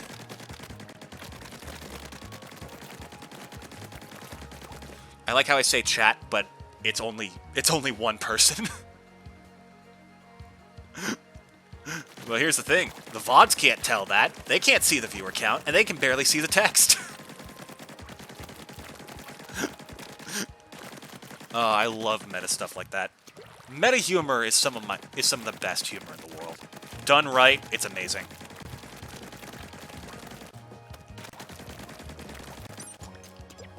What's a game that did that? Undertale did that fantastically well. That's a fantastic example. What's an unknown game? Oh! Have you ever played Dragon Quest Builders? Dragon Quest Builders is such a slept-on game. Like, it's not the... well, maybe not too much. But okay, basically,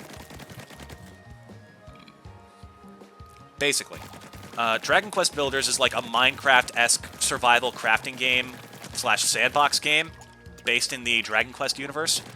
And it's really just like a spin-off, like, crossover thing. Not even a crossover, really. It's just a spin-off. There's no official connection to Minecraft. But the concept for Dragon Quest 1 is that, and I'm not certain of this because I've never played the original Dragon Quest. Dragon Quest Builders 1. At the end of the original Dragon Quest, the bad guy gives you a choice to join him. And he'll give you, like, half the world. And the plot of Dragon Quest 1 is that a player took that offer, and now you're trying to rebuild the world after that player messed it up. And that is so cool. That is so cool. It's one of the coolest things I've ever seen a spin-off game pull. It is this alternate outcome of a potential outcome from the very first Dragon Quest. And like, on like the final world, your job is to like rebuild the cities in the game. And one thing they do that's really cool is that because it was an old RPG, Dragon Quest 1, the houses didn't have roofs, so you could see stuff inside. To build a building that counts as a house, you don't need to build a roof. You just need to build the walls 2 blocks high. And I think that's super cool. Go full meta and release something like Evoland. I've never heard of Evoland. What is that? Hold on, wait. I need to continue gushing over Dragon Quest Builders. So the final world, like your whole point is rebuilding like different areas in the first game. The final world in the kingdom, you have to rebuild this like sacred armor, this legendary sword, and parts of the main castle, like of the ancient kingdom. And at the end of it, this like divine voice that's been helping you out this whole time is like, "Yep, that's it. That's all you have to do." But then your character goes, "What? Why don't I just take the sword and beat the guy now?" And it's like, "No, you can't do that. You're a builder. You're not a hero." It's like, "Well, no, screw you. I'm going to go do it." It's like, "Wait, if you fight him, you're going to die. Even if you win, you'll use up the last of your life energy." Because you're not destined to do this. It's like, you know what? Screw it. Like, why am I going to wait for a hero that might never come? When we could just save everyone now. And it's so cool. It's such a cool concept. And then Dragon Quest Builders 2 did the same thing, did the same idea. Like, the villain in that game makes a fake world to trap the hero, and you are essentially trapped in that fake world. But you bring it to life. And then it expands on it by having multiplayer potential and much deeper customization and structure building methods. And, God, they did such a good job. It's amazing. And it gets a little bit cheesy at times, because it's like, oh yeah, power of friendship, you managed to win. And beat the bad guy. But, like, it's fun.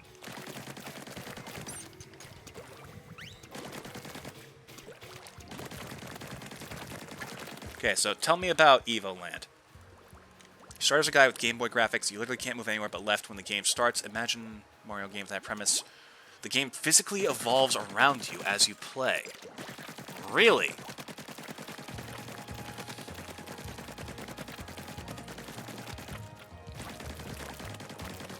So, like, what, the graphics improve over time? That sounds sick, actually.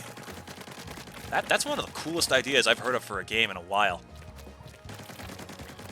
Like, there's no way we're almost done, right? I missed an area. Did I miss an area?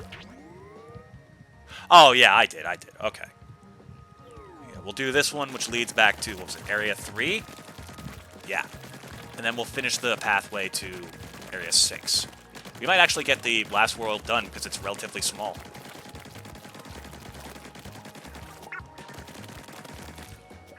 Get chests that unlock new gameplay features. Weird scrolling that doesn't hurt your head. Wow. Okay, that's kind of cool. That sounds sick.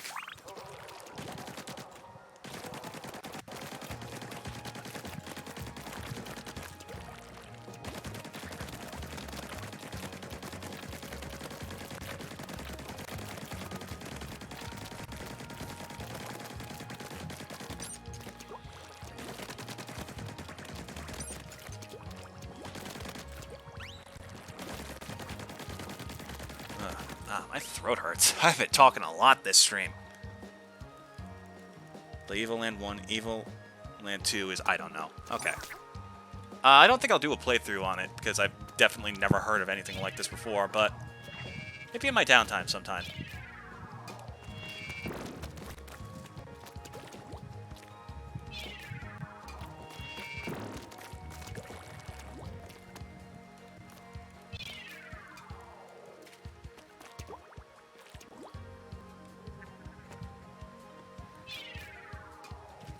Really just going right on over, huh? Come on, work with me here. Okay, so less forward momentum is the trick. There we go.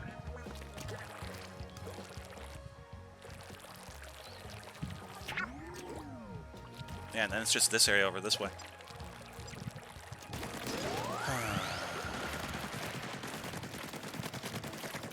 The thing with, like, I know this is supposed to be calming and all, but it's like, it's very easy to get my, to get your brain going, because it's such a simple process. Honestly, my brain has been turned off on this game for, like, most of this stream. I have not been paying much attention. Just to check in, like, every now and then to see if I've inked everything properly.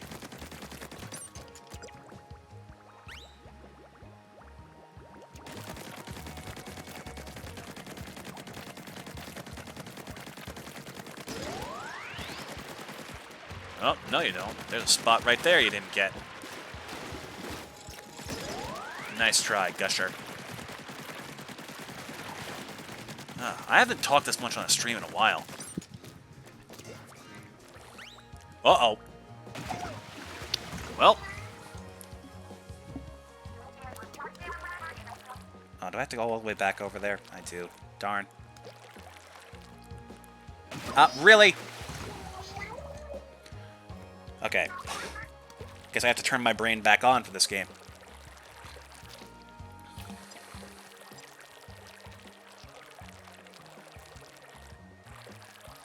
Right. Gusher.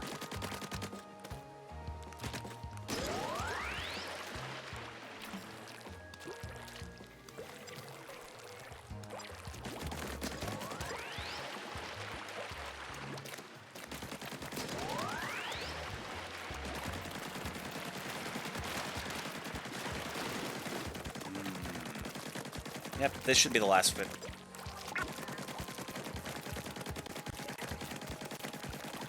And then it's the final world. Wow.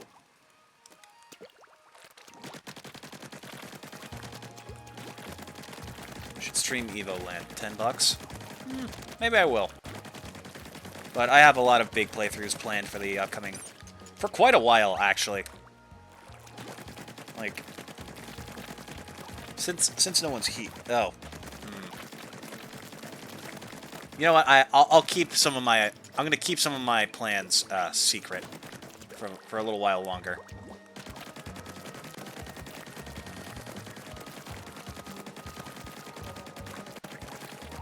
But let's just say I recently discovered something that's gonna really open up quite a bit of options for playthroughs in the future. And we'll leave it at that. Oh, Snap's got me curious. Hey, Jason.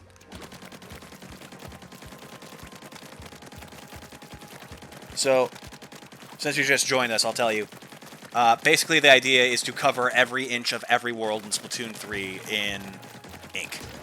As much as we possibly can, because there's some terrain that can't be properly inked, but we're doing pretty well. We're almost done with World 5.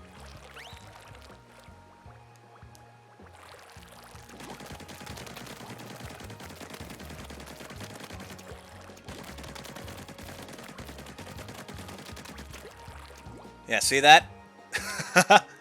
Yeah, you can already see everything we've done.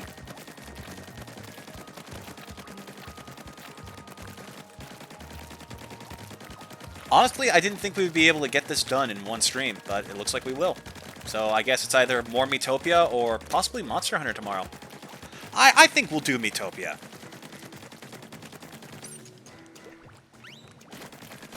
Miitopia sounds like fun, and I want to get some of these ideas on, like, just out of my head.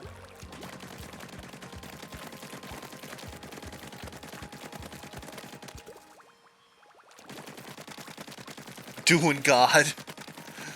I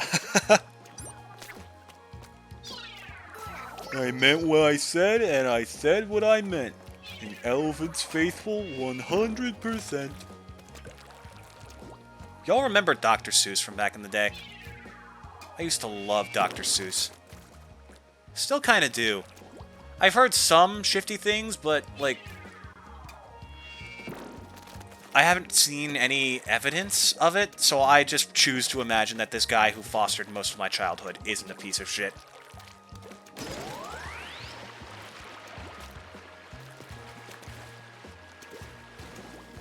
What's the quality of the Lego game? Oh my gosh. That's an amazing question. Chat, can you guess what my first open world game was?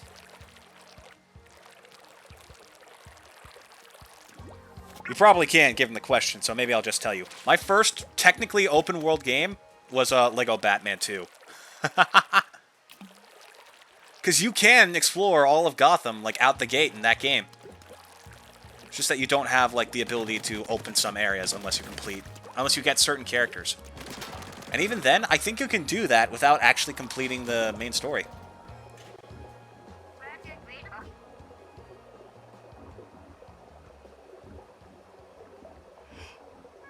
Oh, yeah, Chase Undercover.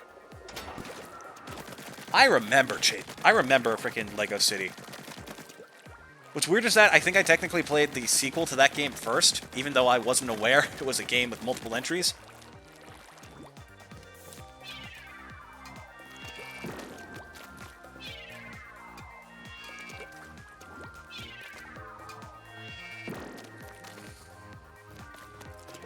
Yeah, Chase Undercover, like, that game is another slept-on one.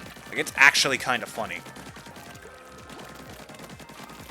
Which is weird, because you would expect Lego games to have a very boomer sense of humor. Oh, I hate my wife. No, it's actually entertaining. Entertaining, chaotic, and sometimes very vaguely dark. Yeah, that game was a trip and a half of pure nonsense, and the devs knew it going into it. And they had fun, and I respect that.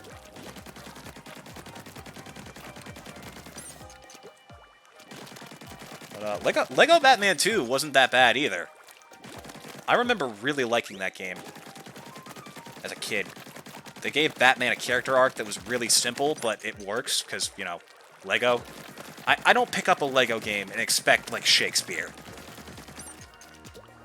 I expect, like, jokes about randomly having food in odd places, and animals getting angry when you don't expect them to.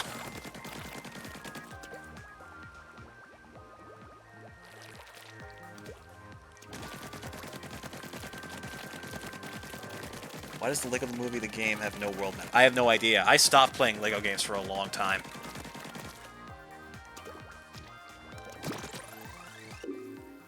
Okay, chat. I just realized we're on the last world.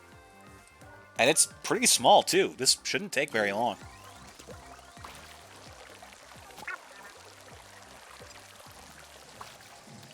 Oh, chat, remind me. When we're done, we have to find somebody to raid. I keep forgetting to do that.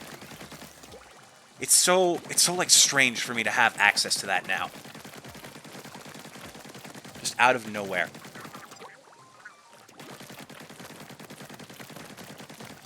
And I need to make sure I do it today.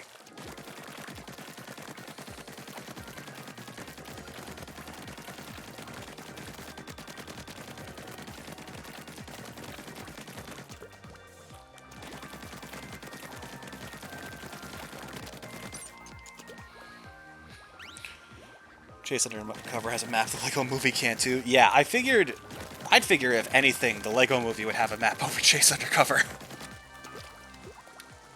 Man, that takes me back. Y'all remember Ninjago? Oh man, that is a trip down memory lane. I still can't believe that show exists. Like, looking at some of the stuff they did in a Cartoon Network Lego TV series, and how dark some of it got. Like, what was the Ice Ninja's name? Zane? Didn't he turn out to be like a... it's a 2012 show, I could spoil. Didn't he turn out to be like a robot?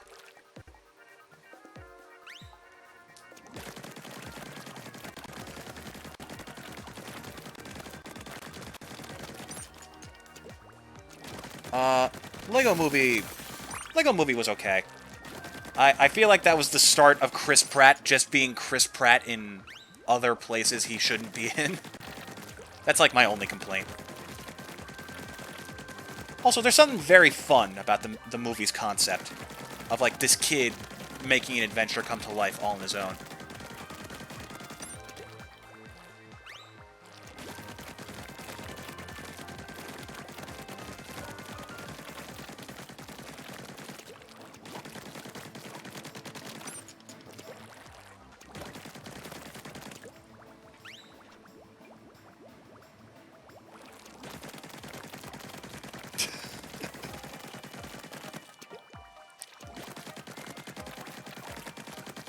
Big tower. Are you talking about Ninjago? Apparently that show is still going somehow. I think. I don't know how it is, but apparently there's still like a lot more seasons of it than I realized. I thought it stopped at season 2. There's like 9 of them.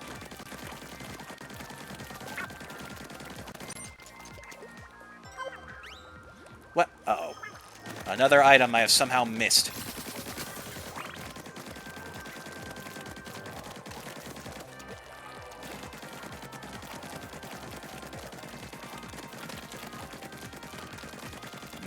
Man, that's nostalgia. Does anyone remember a show by the same people who did Ben 10 called Generator Rex?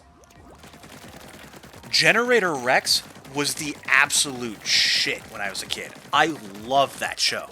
I still kind of love that show.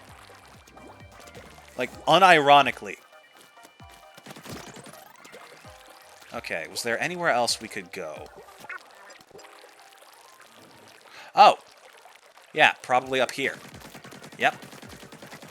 That would help.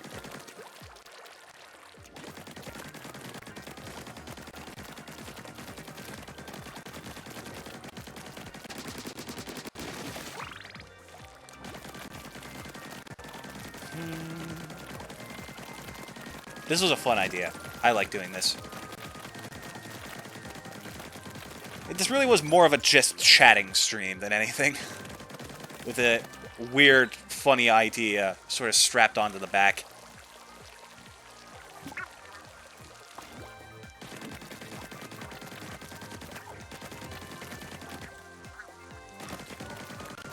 But yeah, Generator Rex was a, God, I'm trying to remember like a full enough synopsis. Basically, there was these like nano machines of sorts that rapidly mutated organic material and turned them into monsters, and the main character, Rex, was capable of neutralizing them and turning them back into people for reasons you don't know about at the start. But he could like transform his body into metal to a degree and would use it to fight these just really kind of freaky monsters. Like, I remember there was one that had this entire city suspended in the air, surrounded by fog, and disguised itself as a little girl, even though it was this gigantic grub monster. It was freaky. And, like, he spent the entire episode trying to help her, but in the end, it was just, like, luring him into a trap. It's so cool. It also had one of my favorite cartoon villains, Van Cleis. He was similar to Rex, but he could only create those monsters instead of undo them. And he was kind of one himself. It was so weird. Nanites, that's what they were called.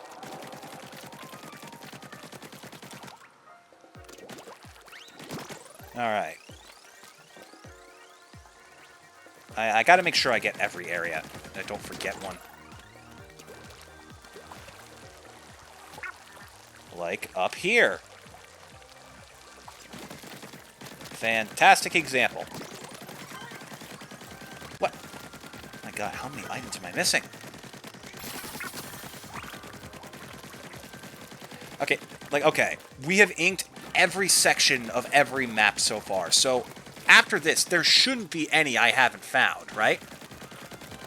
We've kept Little Buddy out the whole time.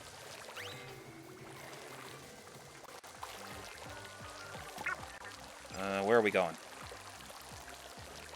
This way, it looks like. Let's ink this spot up. Then we're going to try and drop down into the one below us.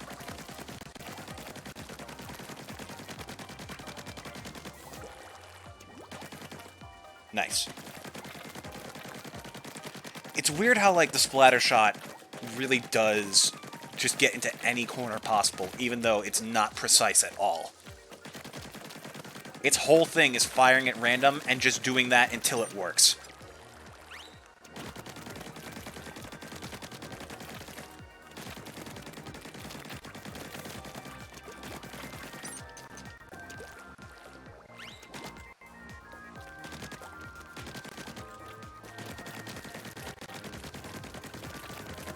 I still feel like I could have done this faster with a roller, though.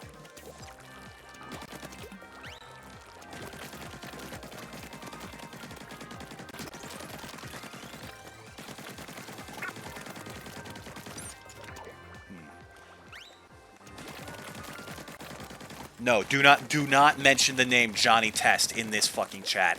I swear. Oh. Okay. Just calm down. So, to give a little bit of context, there is a certain person in this house who I will not specify on because they deserve privacy. There's a certain person in this house who is obsessed with two cartoons to almost a unhealthy point. And again, they're going nameless. I'm not going to out them like that. Scooby-Doo and Johnny Test. And they watch these cartoons more frequently and more consistently than most religions will worship their god. I am not joking. I think they are the sole reason that Johnny Test got a reboot cartoon on Netflix. Simply because they have, by far, the most watch time of anyone on the planet. I guarantee.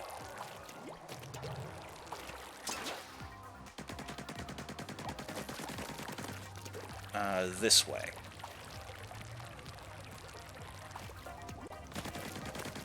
No, I actually despise Scooby-Doo and Johnny Test, simply because of the sheer amount I have been forced to watch them. Because, I don't get a say on what shows get played in the living room. Oh, one sec. My Little Pony could not care less. Like, I don't see the appeal, but if you enjoy it, sure, go ahead. I'm not going to judge you.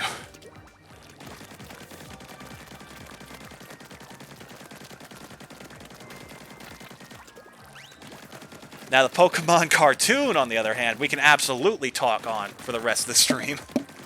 Pokemon cartoon's not bad. It's fine. It gets a little bit repetitive, but honestly, the same goes for regular Pokemon. Is there anywhere else we can go? Just this way.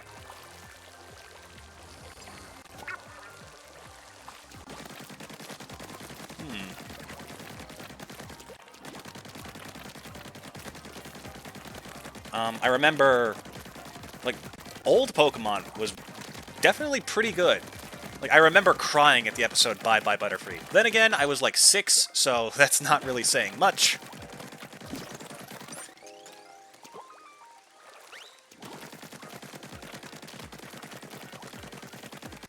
What else is there? Gravity Falls? Like, that's an amazing cartoon. Gravity Falls was like...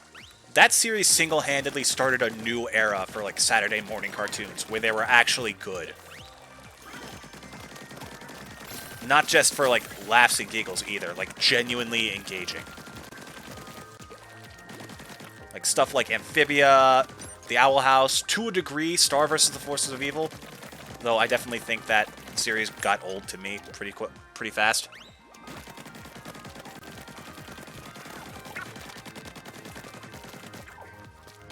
What else? Steven Universe. That's an amazing series. I still haven't finished that. I still haven't caught up properly.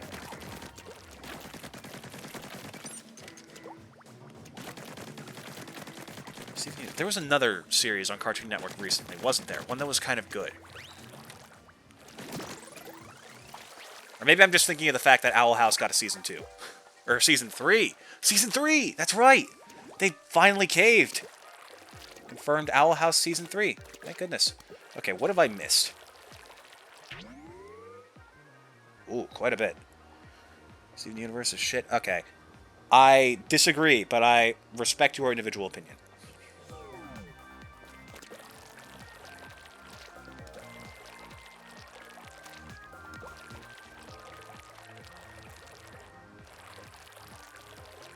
Why is there just an opening here? What's that?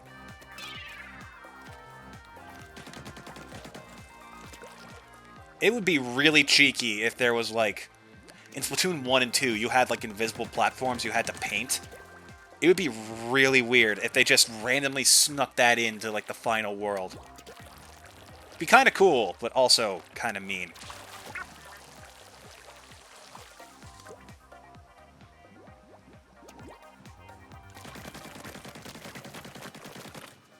Samurai Pizza Cats, Voltron, OG TMNT, Ren and Stimpy, Thundercats, He-Man, and Transformers. We're seeing that smash ripoff of Nickelodeon characters. Hey, don't notch multiverses. They sponsor a lot of streamers.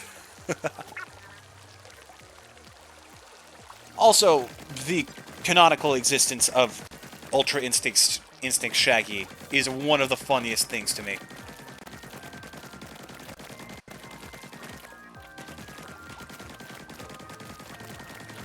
Yeah, no, Steven and Garnet are playable. Yeah, you're thinking of multiverses. Also, apparently they have some original characters, like Rain Dog, who I have never seen in any other media. So I assume that is exclusive to that game. Am I supposed to be, like, able to get up there? Let's fully cover this place first before we keep looking around.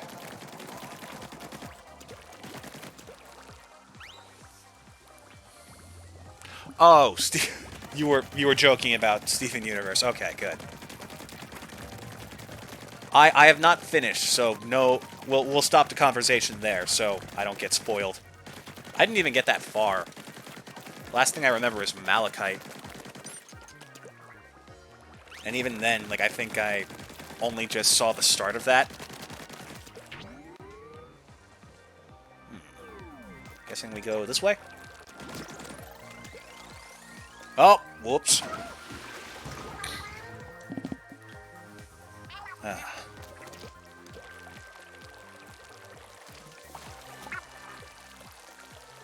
Okay, I think it's a right turn here, and then we keep going right? Sort of? Yeah.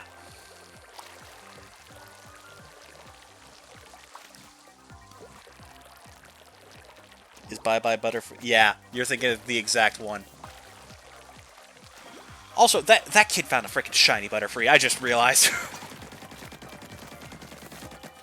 I just realized he saw a pink Butterfree, assumed it was a girl, let his Butterfree go away with it, unaware that shinies were a thing.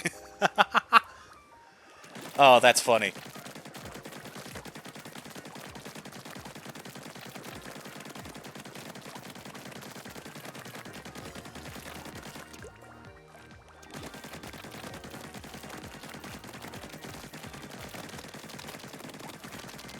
It was a male Butterfree by the way it looked? That's hilarious. I love that. Butterfly pride.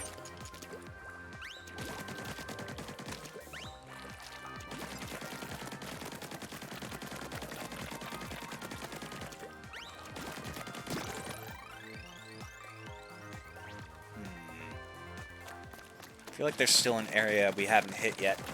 We'll go to the top of the central skyscraper and see if we can figure out if we've hit everything. Oh, hold up. You can get the sides of these.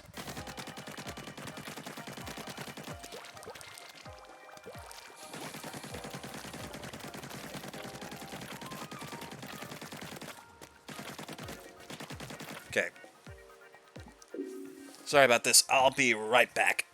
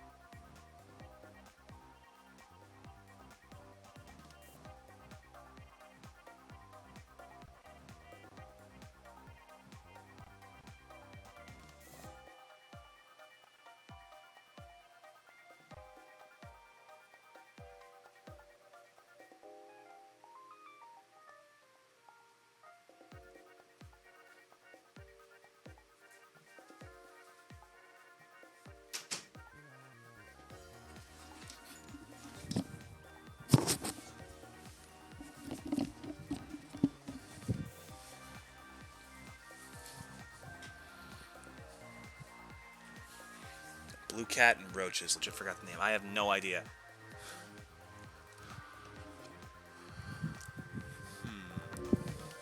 Where were we? Right. Oh, chat, I just remembered. I remembered how we got talking about Pokemon in the first place earlier this stream. So, there's this, like, Discord server bot, right? That lets you play Pokemon with, like, special commands. Pokemon will randomly appear during conversations. You can have battles with your friends. And it's cool and all. It recently got updated into, I believe it's called Poke2 now? How do I get up there? And, yesterday, I was messing around with some friends on a Discord server, like, trying to try it out, because it looked cool. That thing apparently despises me. Like, with a fiery passion. Because, for one, like, only 1 out of every 3 times I use a command, does it work. It does it all the time for everyone else but me. I am the one it despises. And I'm just, like, talking about how this thing doesn't work in the Discord server. For full context, my favorite Pokemon, absolutely, what was I just saying? Oh my god, no, don't do this to me. For full context, my favorite Pokemon of all time is Garchomp. I love that thing. I love it so much. And what happened was I was mocking it for, like, oh man, it sure is funny that this thing really seems to target me. And wouldn't it be hilarious if, like, a legendary Pokemon spawned right now, and I wasn't able to catch it? You know what spawned instead? Gibble. And I couldn't catch it, and a friend caught it for me, tried to trade it for me, trade option didn't work, was still somehow able to send it through, and then it freaking, it wouldn't let me look at the Pokemon I had. It was doing everything it could to keep that Garchomp from me. Hello? Oh, that was a much further jump than I anticipated! Oops. But, oh my god, it was so funny. The odds of, like, almost 1,000 Pokemon, counting regional variants and alternate forms. Of all the Pokemon I could have chosen, it was the base form of my favorite Pokemon of all time to spite me with. That bot is alive, and it holds grudges. For what? I don't know. I just know that it despised me with a passion. Oh, it's a one-way. Okay. So, to here.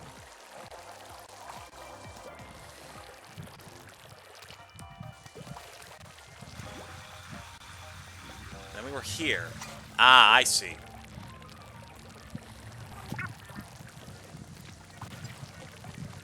Oh, wow, I never got this area. Oops.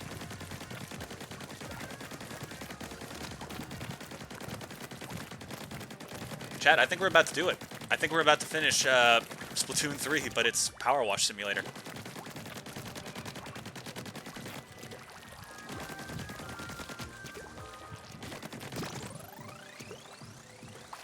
Maybe I pissed it off in another life. Good. Possibly. Entirely possible at this point.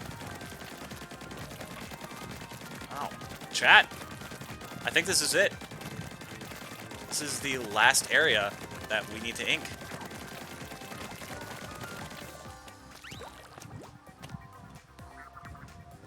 We did it!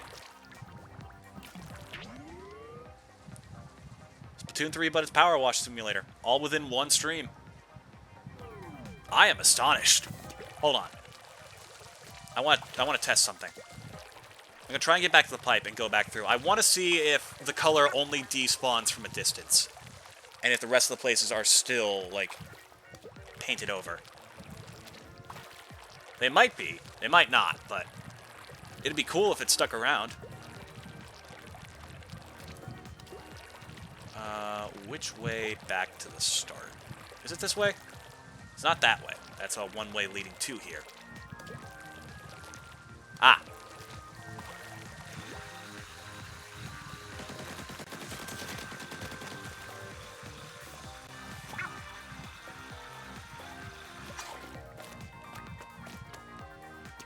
Yep, here we go.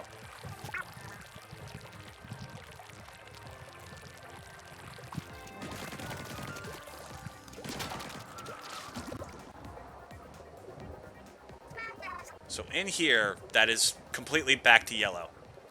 Or completely back to white. So will it... Oh! It does keep it! Yeah! Let's do a victory lap, chat.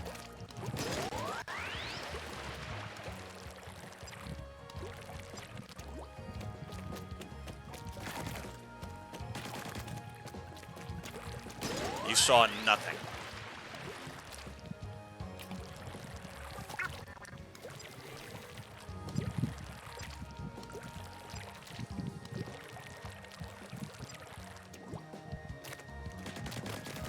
Nothing.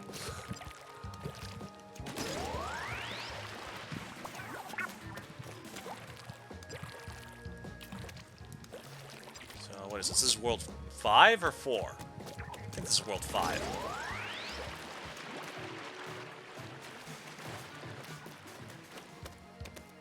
Someone made a mod where every boss is tripled. There's 3 of them, you have to hit 3 of them 3 times.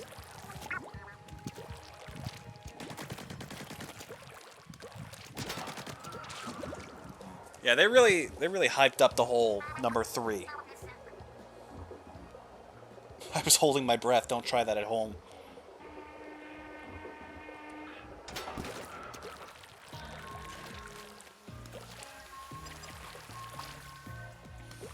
Yeah, I think we really did it. We painted the entirety of Alterna in Splatoon 3.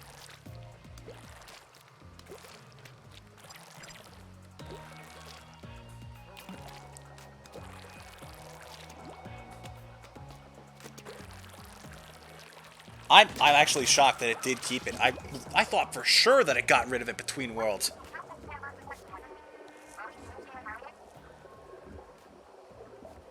There's veggies here? Oh, I didn't notice that. Whoops. Paint the town yellow? Yeah, that's the notification I did for Discord. Paint the town red, except there's no red, so literally any other color.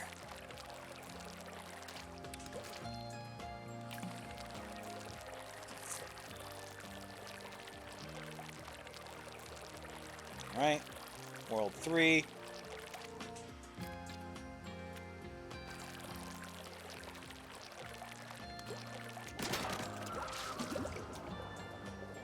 Man. Callie, you just learned from that mistake. Sorry, Agent 1.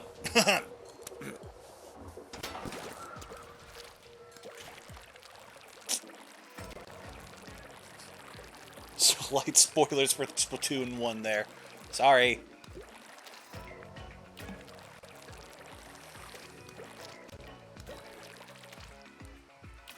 Yeah, we got it all.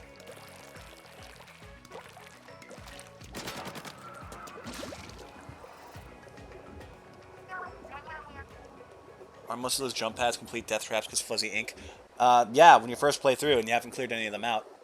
But if you do, then it's really no problem at all. We're back! We did it, chat!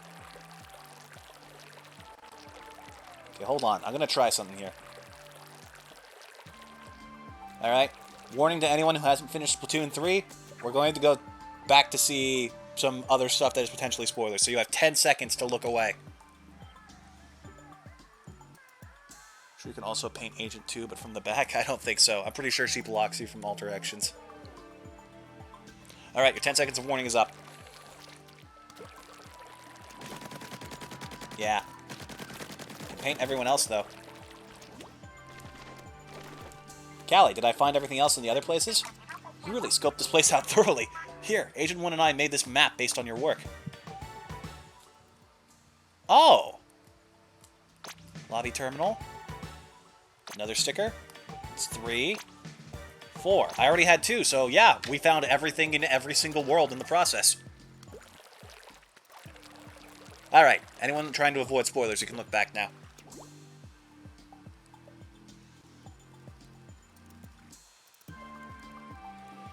Yeah, that's it. We got everything. Hold up, can I don't want to leave and see the stickers, but...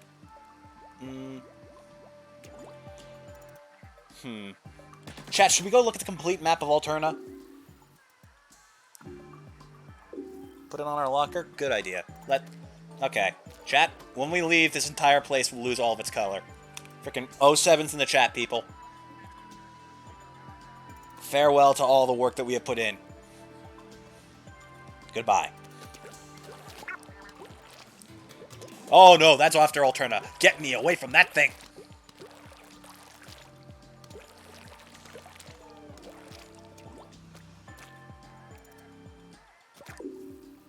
Check the map? Yeah, it doesn't show your paint on the map, but you get the idea.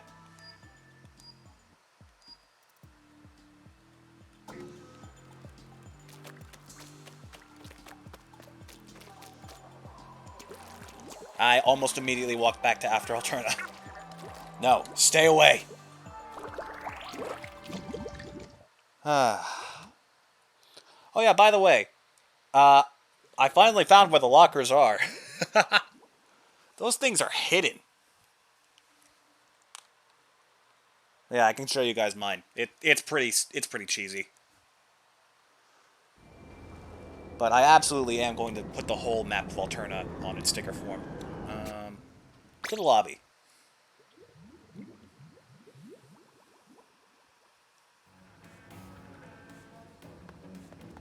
Oh, what the fuck? Get this off of me! There we go. Sheesh. Disgusting. Yeah. Until you go into this room, by the way, these doors are, like, not see-through at all. It's so weird. But yeah. Here's my incredibly boring locker. Literally just all story mode stuff, and some splat dualies, because that's my preferred weapon. But let's see. Let's put this away. This. Take this, move it up here. And, oh god, I need to find the map. Uh-oh. Okay, wait, can I,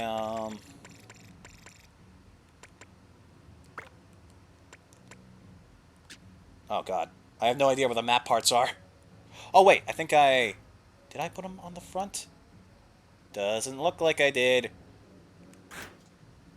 Oh god, okay. Where are the pieces? Look at the lockers of the day. Oh, and the locker and nothing else. It's kind of a meme.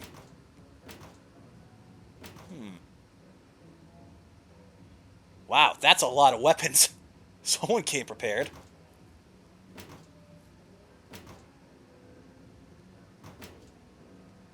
Not seeing a giant moai anywhere. Oh, wait. No. That's just a sleeve. Something. Ah, there it is. Yeah, look at him. Okay, but seriously. Edit.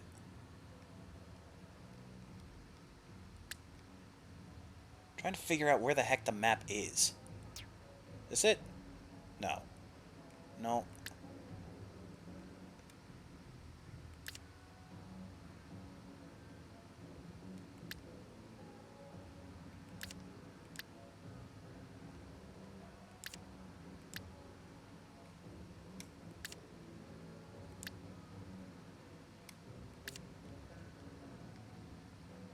Can't remember for the life of me where this thing is. Uh-oh. Okay, good. We can't put it back. That scared me for a sec. Maybe it was on the front and I'm just stupid. No.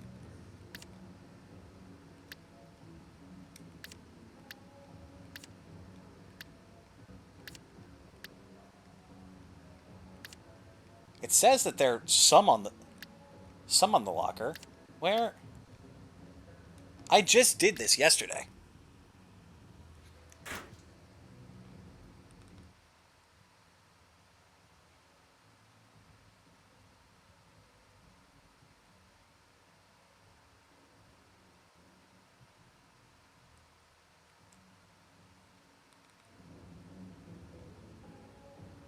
Did I not put them on?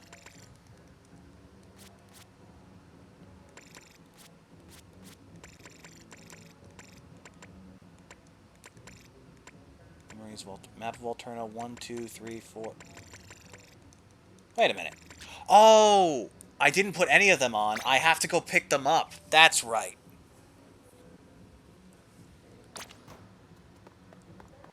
You gotta pick them up from here. Totally forgot. There we go. Okay. Let's put together the map of Alterna. I wish I had a bigger locker. First off, I want to get the, Nope, don't finish. Damn it. I want to get the hero gear back in there. There we go. And where should we... I guess we'll just put the map here.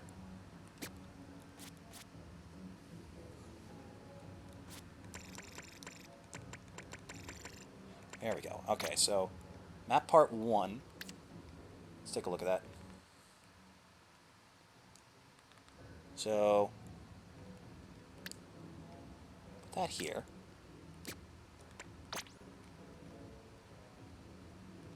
There we go.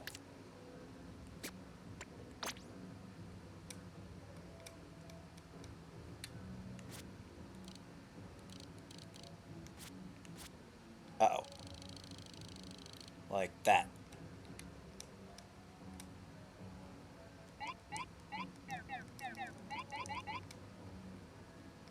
Trying to get it, like, perfect. There we go. Good enough. Then 4. Uh-oh.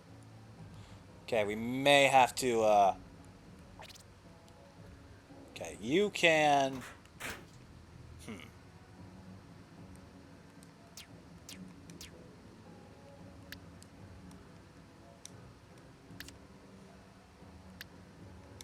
I want this to be, like, right below the map.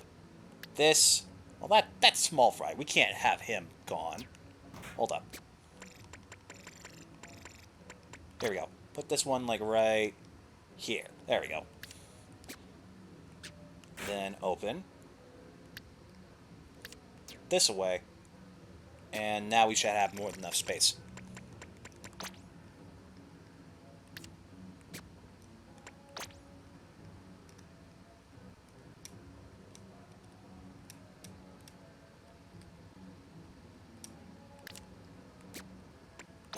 And map part 3 goes here.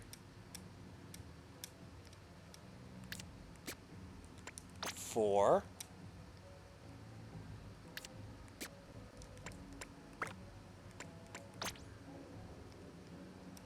Into this spot. This is like the precision of a surgeon right now.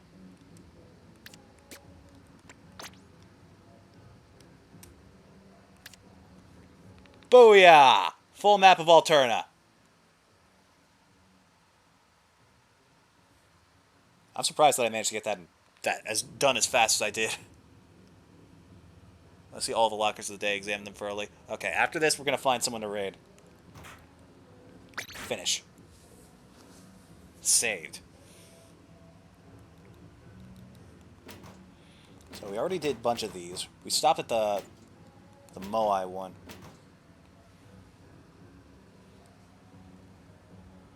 Oh, examine them thoroughly? We'll try. This is someone who doesn't know how to put stickers on the door of the locker.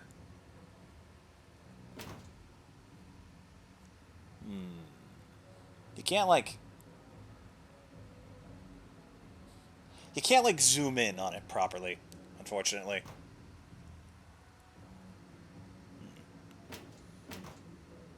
Someone likes their... Oh man, I think I know what their favorite weapons are. My goodness. What are those? Are those like the plushies but sideways? That's kind of cute. I guess that's nothing.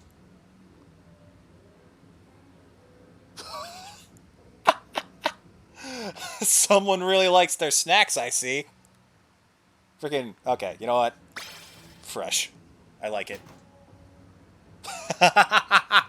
Someone put glasses on the Moai. That's cool. That's clever. I wish I could get a bigger locker. How do I do that, chat? That's just a fridge. Ooh. Very color coordinated. Oh, they even got one of the sea snails. They got the full map of Alterna too. Sick. I really do like their coordination of their stickers. That looks amazing. Agent 3. Sleepy Entertainer? What does that mean? Oh no. Oh, they got they got a pair of they have two pairs of shoes on a skateboard. What the heck? Oh, and a corpse.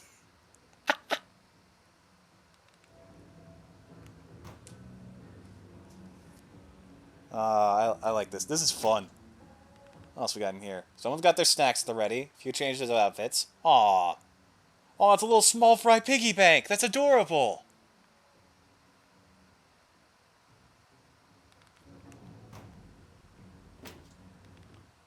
Man, people really like packing snacks in their lockers. And collectibles, apparently.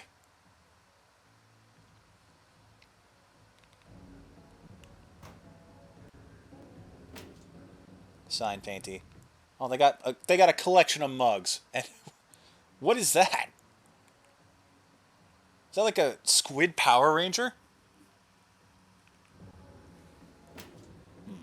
Okay, I think that's good with the lockers for today. We're running out of time, and I have to find somebody to raid. Let's raid someone else playing Splatoon 3. Oh, wait, actually, since we're gonna do Metopia tomorrow, how about we raid someone doing that? Anyone who's willingly playing Metopia has got some king energy, in my opinion.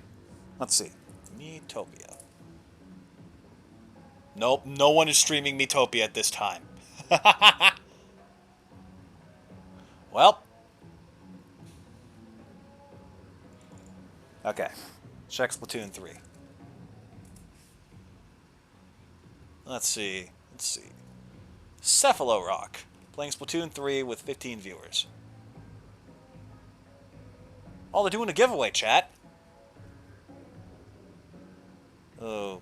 Free Splatoon 3 giveaway, many winners. That sounds... like, no offense. That sounds a little bit sketchy. You know what? Maybe we find someone else. I'm sure they're lovely, but saying free giveaway, many winners at the top of the bat is one of the sketchier things I've heard.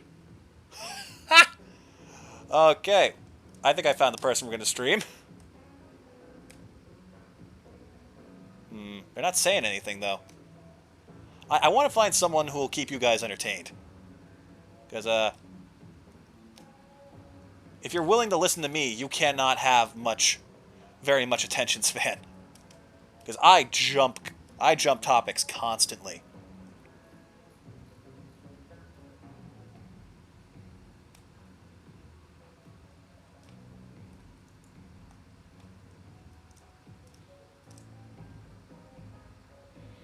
Alright, seems like we found someone who speaks English and seems to be having a good time. Oh, he has a green screen and his shirt screened out. Green screened out. I like this guy's style. Okay. Undershirt man. So it's /raid undershirt man. There we go. Alright, Jack, gear up. We're sending them one whole viewer.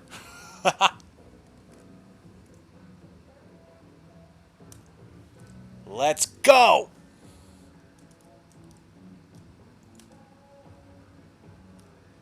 I just hope it brightens his day.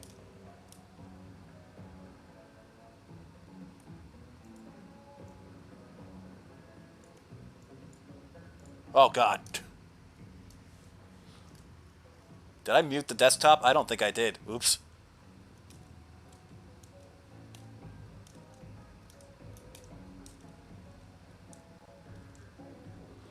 Yeah, he seems like he's busy. Chat, be nice. Don't cause him too much trouble. You all have a wonderful day. Goodbye.